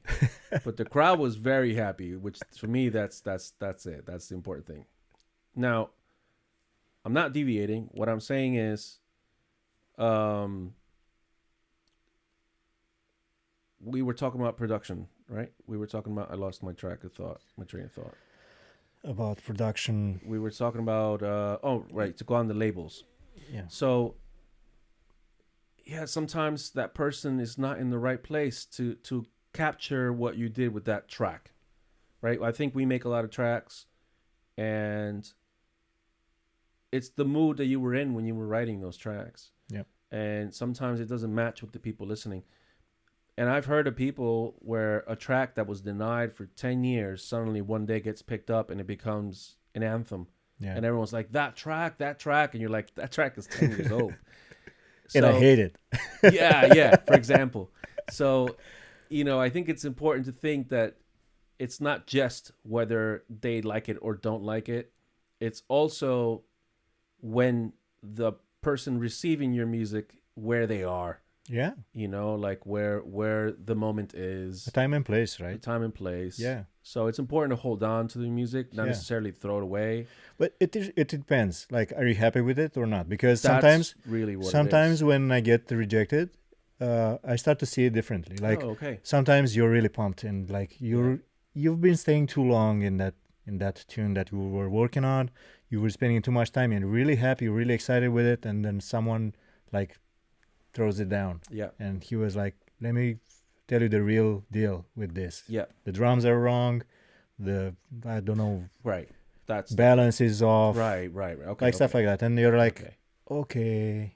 And after that, you kind of listen to it again and like, man, he's right. Yeah. What was I thinking? Yeah, I know. Like I wasted this guy's time, and then he's not going to reply to me anymore, right? If I keep sending him like music that he keeps rejecting. Yeah. And yeah, that's what I'm saying. Like, if you're happy with it, like I usually like take it to somewhere else. Mm-hmm. I sometimes when I make music, I have an idea where it would fit. Like, I know this one would fit at Fokuz, this one on Galacy, this one on Spearhead or something. And I try to send him to that label first. So do you produce to the label, or do you produce to yourself that just happens to fit in these places? Exactly, yeah. And because when I'm working on it, I'm not thinking about releasing it. Mm-hmm. I'm just thinking about creating it, like just the creative process. Yeah. And as it gets toward the end, you kind of start getting an idea where that would fit. Mm-hmm. That's very important, like to know where it would fit, because if your favorite label is UKF or like Hospital, you have to know what their taste is, right? Because like they're big for some reasons. And one of the reasons is that they are consistently producing some type of music, like some quality, maybe their focus is on like the best mix down ever, or like high quality. I mean, ultimately, it's their label. They do what they want with it. Yeah, but is their direction that like the fans, they want that. They're used to that, you know. And if you come to something different, with something different, they might pick it up if it's interesting enough for them. If they want to switch, or if they want to try something out, like do an experiment. Yeah. But most of the time they will reject it, and it's not you. It's not your music. It's not you. That is bad. I mean, here's an example. I saw a video recently on Instagram. A bunch of legends hanging out in some backstage. Andy C. I feel like I saw Jumpin' Jack Frost, Ed Rush, like all these different people. Musically, you could see they have nothing to do with each other, but they have respect for each other. Yeah. Right. And I mean, okay, they're icons, they're legends, blah, blah, blah. But I think if you go to big festivals, you will also see that there. Yeah. There is a camaraderie, you know, there is an understanding of like you produce something, you contribute to the scene. That respect is across the board. So I would agree. It's not about whether they like your music or not. I think it's more about does it speak to them and their label. Exactly. So like I go to this drum and bass parties, and I would stay to some neuro sets, to some deep sets. Yeah. Like I like minimal a lot, minimal DMB. So I really enjoy this. Like for neuro, maybe I couldn't hold on too much longer, but like I would like stay at a set or two, but I would not produce it, right? But that doesn't mean I don't like it. Right. And it's the same with labels. Like he might like it for himself, but he's thinking of the future of the label, not just this release, you know. Right. You got to put it in context. Like some my 2-tracker on Galacy, I had this note. They mastered it, they sent it to me, they scheduled the date of release and everything, and then he said the mastering engineer had a hard time getting the sound for these 2 tracks to be kind of on the same vibe, the same level. Yep. And so they're even thinking about this, you know, like you send them 4 tracks and this is an EP. He might say, okay, maybe 2 of them might be on an EP, send me something else. Maybe we'll have something. Yep. It's not that it's bad, but it's not like I don't see it. Yep. Let me see. I got a list of questions here in case we have. I answer some. We have another already. 20 minutes.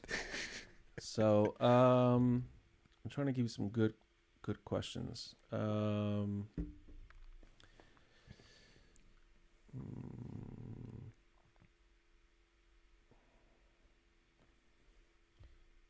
Okay, here's a good one. Tell me about your first gig. My first gig. Yeah. Oh wow. So we had this this festival, like my first gig as a drum and bass DJ. Because like I told you, I was in the past I was doing hip hop. Drum bass DJ. Drum bass DJing. There was a festival, a really cool festival, like small festival in our city. It's called Hungariada, and it's at this huge hangar, plane hangar, and they had some planes exposed, and it's like an all family type of festival. But during the evening, like music, concerts, like DJ sets and stuff like that. And so I got a spot to play there, the closing set of the festival. Wow. Like it was, I think, Sunday night at 11 or 12, like something like that. It was ending on a Sunday. Yeah. And I mixed a lot of it, like drum and bass, dubstep. I didn't know what I was doing, but it was like my first set. And some friends came to see me, and that was really awesome. Like I had these friends really there. Like some of them were looking at I had the console and the laptop, and they were looking at the console. You didn't know what was happening there. Nice. I was like really enjoying it. Nice. And yeah, that was it. Like it wasn't a good set, but it was my first one. Yeah, yeah. And then the next year, what was the most important thing you learned from that? I'm not sure. Like the whole experience, I guess, the whole experience of going from bedroom to play in front of people. Yeah. It's a lot of things to take in, right? At that moment. But then next year they called me to the festival, like proper spot, and it was insane. Like I had a drum and bass set. Like kids were there, came up, started dancing on the stage. On the stage, yeah. Like everyone was insane. It was like, what's happening? It's crazy. So, you came to Barcelona, and now you're part of a up and coming collective that is working really hard. Yeah. Fragments crew. Talk to me about this. Yeah. So shout out to the Fragments crew, Edu, Rage, Charlie. Victor is helping a lot, obviously. Victor is involved everywhere, man. Like it's insane. Mm-hmm. What we're basically trying to do is have this concept of like chiller parties, mostly liquid, and. But when you say chiller, are you talking about musically, or are you talking about vibe? Musically, I guess the vibe as well. Okay. Like they're intended to be. You'd see that they're daytime. Yep. Like we're doing it in the afternoon, not during the night. Yep. So it's more social. Yep. The space where we're doing that at Breach 48 is really nice for that as well. And it's a good place to socialize, basically. Yep. And we want to like this is our way of trying to get more people into the scene. Many people, maybe they don't know they like drum and bass. They've heard it, they don't even know what genre that is or what subgenre it is, but they like it. I know I got sucked into it like that. So I had a lot of my music was like early Netsky, stuff like that. And it really drew me in. Then started to discover new names. Yeah. And it's basically this, like more social interaction, good vibes, daytime vibes. Maybe you could go to a nighttime party after that. And yeah, this is the concept. Yeah. So trying to think. You guys did video for the first session, right? Yeah. There's only been one now, yeah? Or two? It's just one was in December. And another one's coming up. Another one's coming up. This one is going to be recorded as well. Okay. Why did you guys decide to record? So the thing is that originally the idea was to have a 360, like boiler room stuff. Yes. And because some misunderstanding with the guys that set up everything before we came there, it was only one way. Like most people were in the back. Yep. But that made for like a interesting atmosphere, right? Because it's interesting for us as well because we had to play with the back to the public. Yeah, I'm not a big fan of that. Yeah. Personally, I need to look at the crowd. Yeah, but this one is going to be a real proper 360, so we'll have front and back. Yeah. And I really like this style of having people behind you. Yeah, because of the vibe. Like, of course, you feel the warmth. Yeah. It's something you're not isolated, you know, from the crowd. Yep. Mm-hmm. But you need to have people in the front as well because you cannot read. Like you can't read the room. Yeah, you can't. It's almost like you're playing in a bedroom. Yeah, exactly. Yeah. And yeah, fortunately, like the vibe was insane. We had some people there. I saw the videos. You guys can catch them on YouTube. And you can see the talented DJs involved and the vibe. And keep in mind that was the first time something like that has happened in Barcelona. First time with that kind of music throughout the whole night. And the first time that something was recorded in such high quality and put out. Yeah, very, very good quality. Yeah. And the guys did a wonderful job of editing it as well. Yeah. Like multiple camera angles and stuff. Mm-hmm. Really good. Who were the people who did the video? So Victor was obviously in charge of recording it. Okay. And Edu was doing the cuts, the edits. Okay.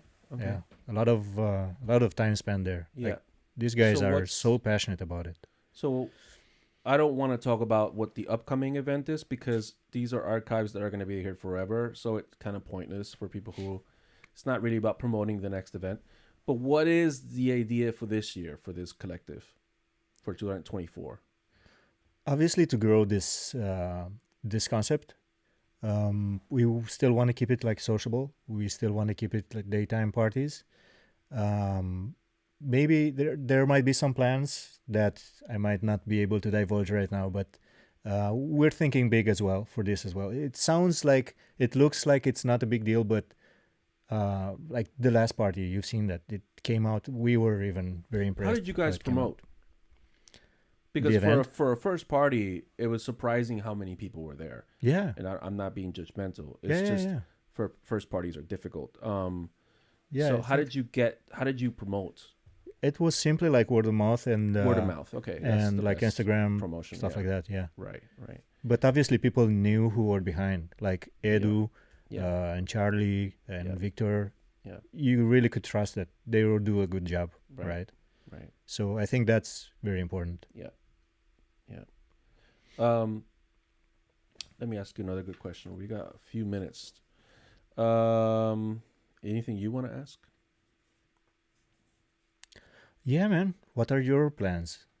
My plans? Yeah, because I've seen the beginning of this podcast, and I was like, oh shit! Like you're going back at it strong. Yeah. So I'm really curious. Yeah, I don't want to talk too much about this, but I'll say I had a breakdown. I had a mental breakdown right before COVID, and I stopped doing events. But I ended up in therapy, and therapy we were talking about therapy before, is very helpful. And so it's taken me a long time to get to where I am now. To cut a long story short, I'm doing very well now, and I'm hungry and energetic, and I have a very strong need to feel included in the scene.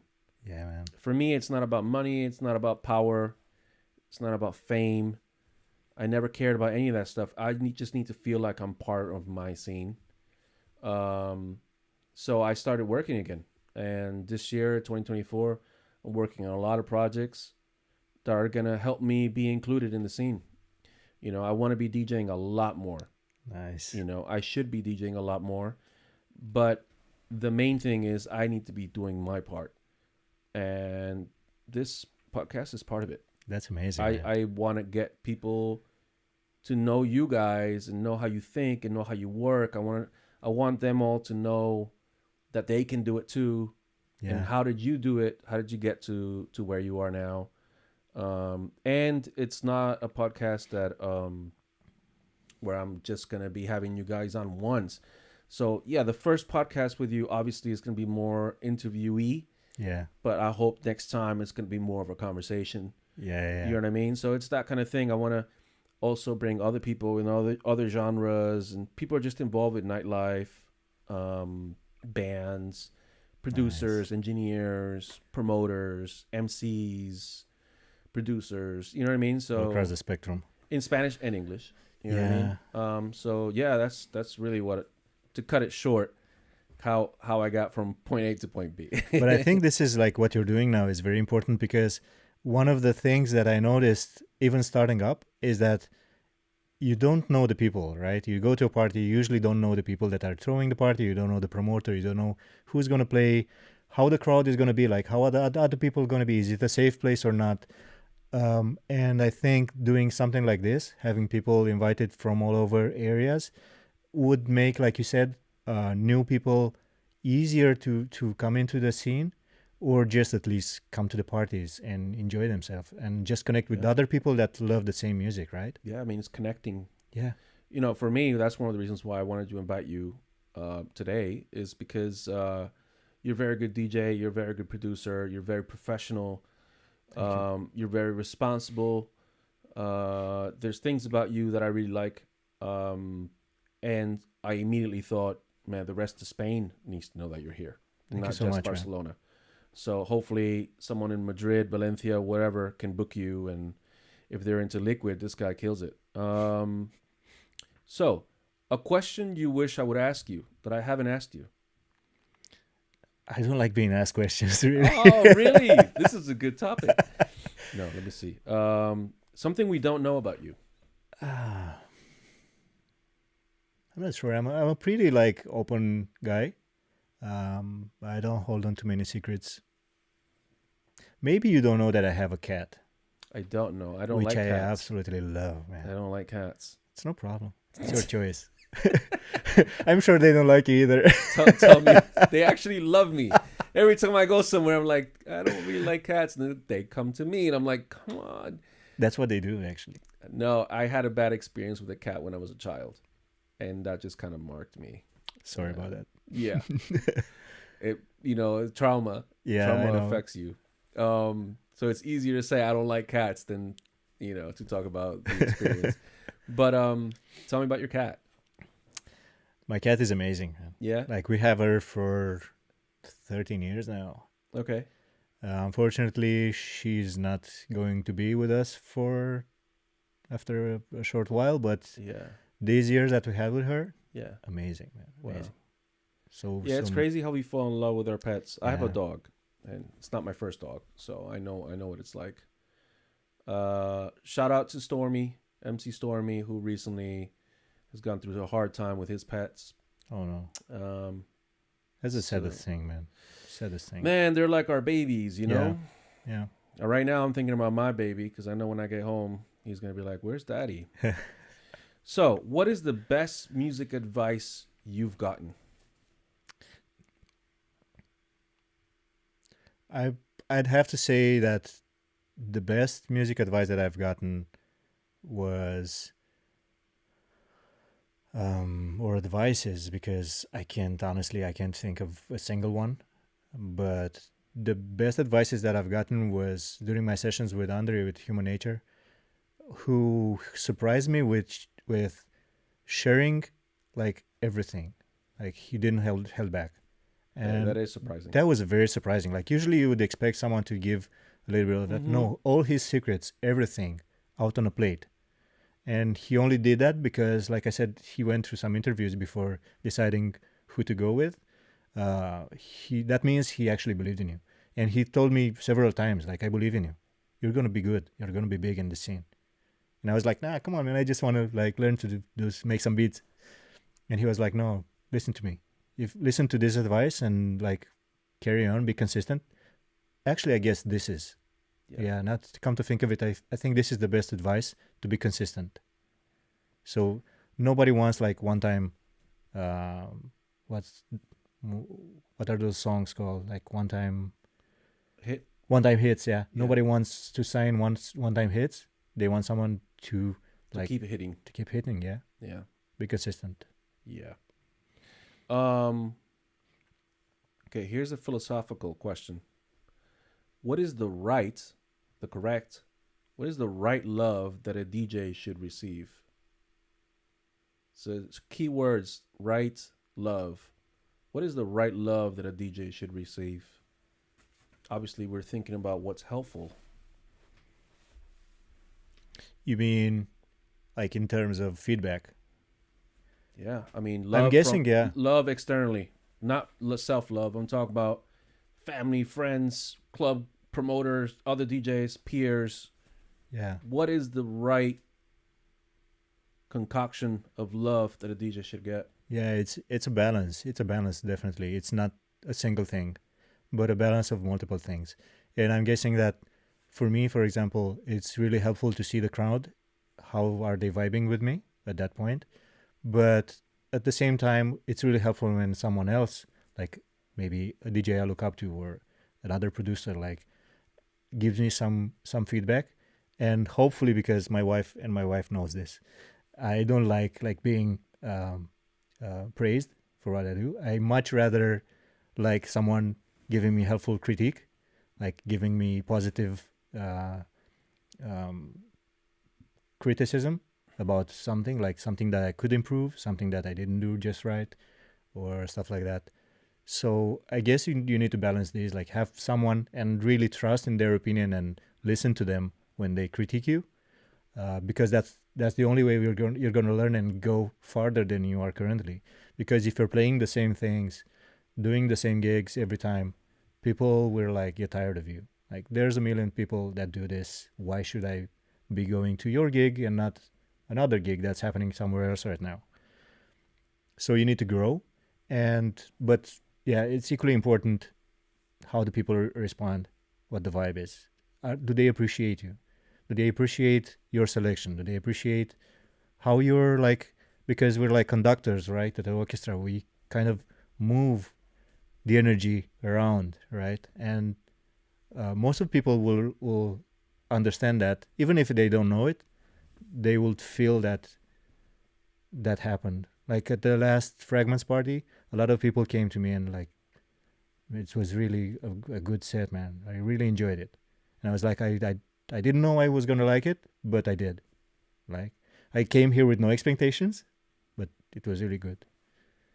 And I think that's very important, to get feedback, both positive and like the harder one.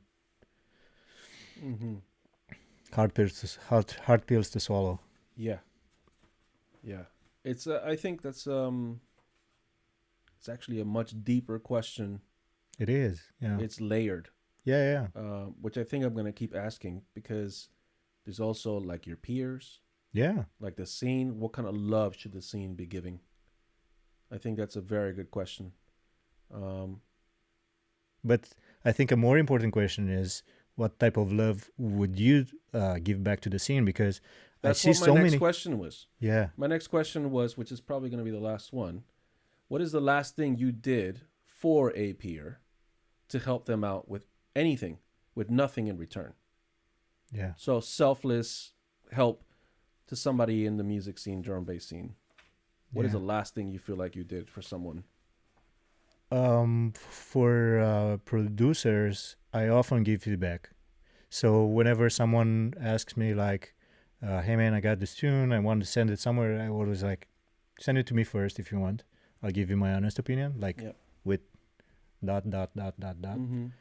Things that I think you should improve, things that I think that are really awesome, like that was a really cool melody or something like that, you know. So I do that all the time. Mm-hmm. And like, if I don't give my opinion unasked for, because it's not a very good thing to do.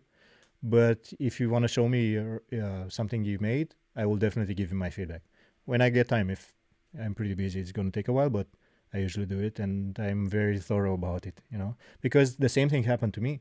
I send my music to some people, and I got really, really valuable feedback. I'm not sure if we have any more minutes, but one of the... We can go until the camera dies. I'm serious. I don't care. No, because I can put the other... This is what happened in the last show. I had to change the camera to the computer camera. Oh, okay. But it was literally like, say bye. So we're going to keep going until the camera dies. So, have you heard of Might Kiss? Yeah. Johnny Might Kiss. He does a good YouTube channel with production tips and stuff. And he also has a Discord server. Okay. And during the pandemic, he had this thing where every Thursday, I think, might be wrong, but one day of each week, he would have like 1 hour of live feedback session. People would send him music, and he would like play each tune, select like 15 tunes or something, and give honest feedback. And everyone that was live on the channel would give feedback as well. And I remember like Johnny, very, very good feedback every single time. Josh from Siren, he was always involved, man, and he give so good feedback on technical parts. It was amazing. So I feel that I grew a lot during those shows. Yeah, like it carried on for a few months, maybe 6 months or something like that. Maybe even more. I didn't cut them from the first episodes, but whenever I did, it was so valuable, valuable. And it kind of, you expose yourself to that, right? Yep. Because you don't think you're ready, you don't think that your music is ready, but you expose yourself, and then fingers crossed something helpful, and nobody's gonna say that guy sucks. Get him out of here. That guy sucks.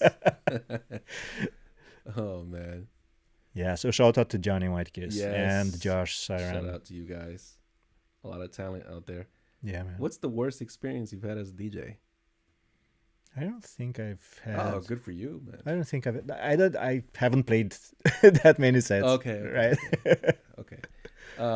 What's the best experience? Best experience, I think, was Fragments. Okay, yeah, that was beautiful. That was beautiful, man. Yeah, man. Nobody saw it It'll coming. happen again. Yeah. And I think, at least I believe, I hope that grows into something. Yeah. Of its own.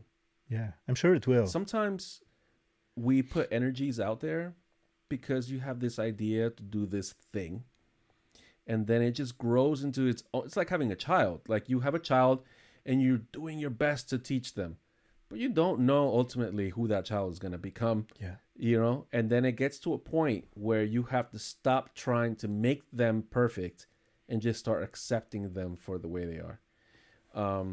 I kind of hope that's what happens with you guys with this party. Obviously, you guys can start doing other parties if that comes. But as far as this concept, the afternoon daytime thing with liquid vibes, I hope that grows into something that I have in mind, that I experience in my life, and I have always thought that could exist in drum and bass. I used to go to Body and Soul in New York City. It was considered the tea party. It was like the Sunday afternoon. I forget what time they would start. I feel like it was like 12. I don't remember. Yeah, but it was early. A daytime party. But it was like deep house. Yeah. And you would walk in there, and it was just like a family. Francois K and Danny Tenaglia and all these like legends. And I was lucky enough to be in the city when those things were happening. And I always thought, why doesn't drum and bass have this kind of like open musical family kind of world vibe in the daytime on a Sunday? You know? I think it's something that was missing here. I think the drum and bass scene in general could use a little bit more of that, you know? A warm thing. Yeah. You know? We had back home, so when I was still in Romania, we had this crew, 174. Shout out to 174 crew in Romanian. And we had this concept of party called Telemetry Signal. And this was, we would do this, sometimes we would do these daytime things at like a bar or like on a terrace somewhere. Yep. And it was just for socializing and get together with people that have the same community. Taste in music and just mingle. And I think this is very important. Wow. So what are your plans for this year, man? My plans are to make much more music. Yep. Because last year I lagged behind. Yep.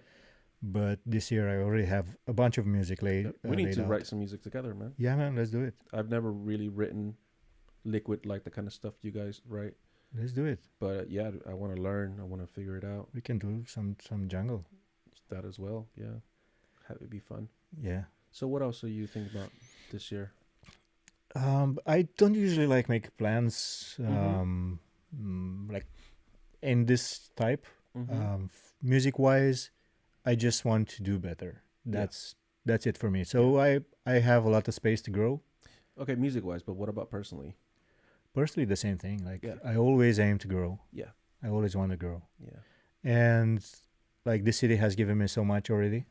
That's amazing, man. Good for you. It's amazing. Yeah. So absolutely love it. I hope this drought is gonna end at some point, man. The drought? Yeah. It's horrible. It's horrible. People don't know. People miss the heat. Barcelona is warm. Yeah. It's always warm. But we've had a problem in the recent years with rain. And it's getting out of control. You know, man. It's an old city. So the city streets are sticky and smelly, and no one it feels like you're not living in a clean place, you know. Sometimes, yeah. And the animals are all confused, the plants are all confused. It's a nightmare. Yeah, I still think we're lucky that the city is so green. Like the vegetation is still surviving. Yeah, it's just not really breathing. Yeah. All the plants look like they're choking. Of course, yeah. Yeah. So on diagonal, when you have the tram on the other side towards Hospitalet, you have this like green patch, right? And it's now brown, like it's all. But you get just a bit of rain, and it's all green again. Yeah, it's starving. Yeah, it's insane. I really hope it's... Yeah. Yeah, it's crazy. So you work in software development. What kind of software? I specialize in mobile apps. iOS. Mobile apps. Okay. Yeah. Okay, so what is that? Because it sounds really generic. It is generic, yeah. Okay. But it's like, I'll give you an example. So currently I'm working at PixArt.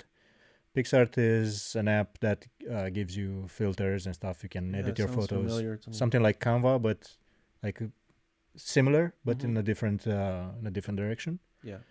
What do you do? Like maintenance or? So for my job here is the performance team. So we handle everything to make sure that the app runs smoothly, fast, doesn't crash, stuff like that. Bugs, all that stuff. Wow. How long have you been doing that? This job or in general? That in my general. Career. Yeah, yeah. So I've been doing mobile for maybe 14 years. Wow. Yeah. But I've been doing 14 years. Yeah. But I've been doing also web and backend for longer than that. Maybe 17, 18 years maybe. Wow. God, time is passing by, man. It is, man. It is. Yeah. I mean, because the first smartphone was 2008, right? Yeah. 2007. 2007. Yeah. Jesus. Yeah, I got into it in 2009. Like 2 years after the first iPhone. Crazy, man. Okay. If you had to pick 3 drum and bass songs. That's really hard, man. It's really hard. Okay. 1. That's your favorite. So I'm saying it's hard because it's always shifting. Like I don't have one favorite. Okay, we're right now. I might have right now. Right now, what's your favorite right now? I would say anything Hugh Hardy. Like I really love Hugh Hardy. Hugh Hardy, yeah. I don't think I've heard of that. Yeah, he's a UK producer. He's been growing for some time. He has releases on Hospital and stuff. But yeah, I really like it. Like he's very soulful, but it's like I aspire to do something similar to him. Wow. Soulful but energetic, right? Okay. So I don't enjoy liquid that much when it's too soft. Oh, really? I like it to be a bit, hard hitting. Okay. But I want it to still feel musical, to still have its musicality, to have soul, to have emotion, like I said. Yeah. But I want it to be something that you could also dance to, right? Yeah. So he's doing just that. Like Paul A. Bryson also are doing similar to that. Yeah. But I think he's more soulful. He's more on the soul side. Yeah. So anything Hugh Hardy. And also I've been playing this a lot lately. He has a collaboration with Silence Groove. You know Silence Groove? He's also pretty old. That sounds really, really familiar, man. Man, in the end, there's so many artists out there, man. Yeah, it's so many artists. So many artists. Because I have a thing too, like bad memory and stuff. So like even I have music from artists that like if I look while I'm DJing, if I look at the name, I'm no clue. God, I don't remember what this is. Yeah. And I don't buy music I don't like. Yeah, of course. Everything I buy I love. Of course. But if I haven't played it in a long time and it's not a big name, and I'm like, God, what is this track? Yeah. And sometimes you're searching for it and you can't find it. Like, what was that tune? Yeah. That happens to me a lot. Like sometimes, like right now, that tune would go perfect after this one, right? Or even double dropped with it. Yeah. What was it? I cannot remember it. Like most of it's instrumental. You don't even like have words or stuff to connect with it, right? I know. You just have like a melody and maybe the drums and DJ problems. Yeah, exactly. Man, and right now, I mean, it's crazy, bro, because you haven't been DJing for very long, but in the 90s, we had tracks, like the late 90s, we had tracks that would go really long, 8 minutes, 9 minutes, 6 minutes, 10 minutes. But now it's like everything's like 3 minutes. Yeah. Short attention span. Yeah, very short attention span and not much room for growth. I think it's also something that I struggle with, which is how do you take an idea further, right? To have that tune to be 8 minutes, it has to happen. Something has to happen in those 8 minutes, something different each time, right? And I think it's hard to make a long tune because you want to like finish it and like get to the other idea and just put this out. And I think that's also a thing. Yeah, I mean, I think it's weird because there's a mix of fads and personal expression. So, for example, you'll have a DJ who personally, they write the way they write. DJ, I mean producer. They write the way they write. And it just happens to be that they write 3-minute songs. Yeah. And they're very good at it, and that's just how they write. Yeah. And they're not trying to do a fad. That's just how they write. And let's just say their music gets very popular. Everyone else is trying to make 3-minute songs. Yeah. Yeah. And you're like, yeah, but there's not much happening here for this to be 3 minutes. There should be more happening. Of course. So it's same goes the other way around. You have people who write, 10-minute songs, and they're amazing at it. Yeah. And you're like, I could never DJ this, but when you DJ it in a club, it actually works. Yeah, and you don't want it to end. Like you sometimes don't want it to end. You don't want it to end, and that's beautiful. That's beautiful, but they can't write a 3-minute song for their life. Of course. So, yeah, fads. I think if we've had a problem in the scene, it's probably fads. Yeah, because it's kind of, there's not much money in it, so I feel like that kind of drives everyone to kind of follow a fad. I like the in-between moments. The in-between moments between fads when something's dying out and nothing new is really taking over. Those are my favorite moments because that's when everyone's kind of free writing what they want to write. And I feel like the best music comes out during those times. But, yeah, what do you think? It's also like the medium in which you're listening to music, like streaming it, Spotify, for example. Yeah. They pay you so little for that tune. Why should you make like a 10-minute tune if like 30 seconds is enough to get money for that stream, right? Right. And then you're going to have a bunch of 1 minute, I 2 didn't minutes even think of that, man. music. Because when I write music, I'm trying to express myself, not even think about. Yeah, of course. But people are trying to make money, right? I agree with you. I'm sure there's plenty of people who think like that. Yeah. It's crazy. And why would you do it? And like people are just watching 30-second TikToks all the time. Yep. They got used to it. They don't have the patience to listen to a 10-minute tune. Crazy, man. And like then you go to clubs and everyone's mixing like 30-40 seconds from a song. Not everyone, but I agree with you. I think that's an age thing from my perception. I go out a lot, and depending on where I go, I'm kind of expecting one thing or the other. You know? Younger DJs are definitely playing faster sets. They feel like they have to play more in order to say that they can. That's the only reason they're playing that much more. A lot of times I see a disconnection with the crowd. Yeah. But it doesn't matter. It doesn't matter. When I was young, I thought it did matter. Because I thought, oh my God, these people are going to stop going out to drum and bass parties because they're not really liking what they're listening to. But it's not true. Yeah. People still keep going out. So really, it's really like as a promoter, speaking as a promoter and as a DJ and as a fan, my favorite thing is when I hear people who have their own voice. Yeah. I even like DJs who play music I don't like, but I can hear that that's who they are. Oh, camera went out. All right, let's change camera so we can say bye, man. Last message. Do you want to say a last message to everybody? Yeah, of course. First of all, thank you so much for inviting me. You're welcome. It's a great honor for me. So it came with a surprise, to be honest. So thank you so much for having me here. I need a haircut, man. Having me blabber around because I usually get lost in my train of thought. No, it was great, man. Yeah, it was great. You think?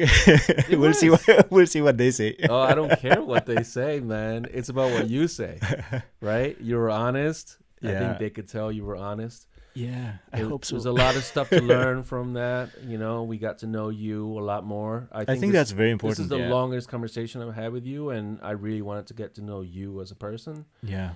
I was about to say a really stupid joke. I was about to say, you haven't shown me what's down there. Bad joke. But anyway, we do have to hang out more. Of course, yeah. And Can't wait. Maybe write a song or something. Yeah, I would love to. Shout out to your your wifey. Yeah, my wifey Your and my cat. Yeah, and You can say it. and your cat. Shout out to my babies, everybody at home. Much love to you all. Thank you so much for hanging out, and hope you guys learned something. If people want to check you out, where can they find? I mean, I'm gonna put all the links and stuff on the bottom, but yeah, most importantly, just come to the Fragments parties and just come say hi. I always encourage this, so come talk to me. yeah. I would love to. Instagram. Instagram. I'm pretty best place to. It's the best place. Yeah, I'm not very active, but yeah, I keep up. Cool. Yeah. Man. All right. Well, much love to you all. Thank you so much for see you in a few weeks. For staying with us, guys. The next one's a Spanish one, I think. So I'll let you guys know anyway. But thank you so much for coming, man. Thank you so much for inviting me, man. Pound, see, hip hop. You know what I'm saying? Bye bye.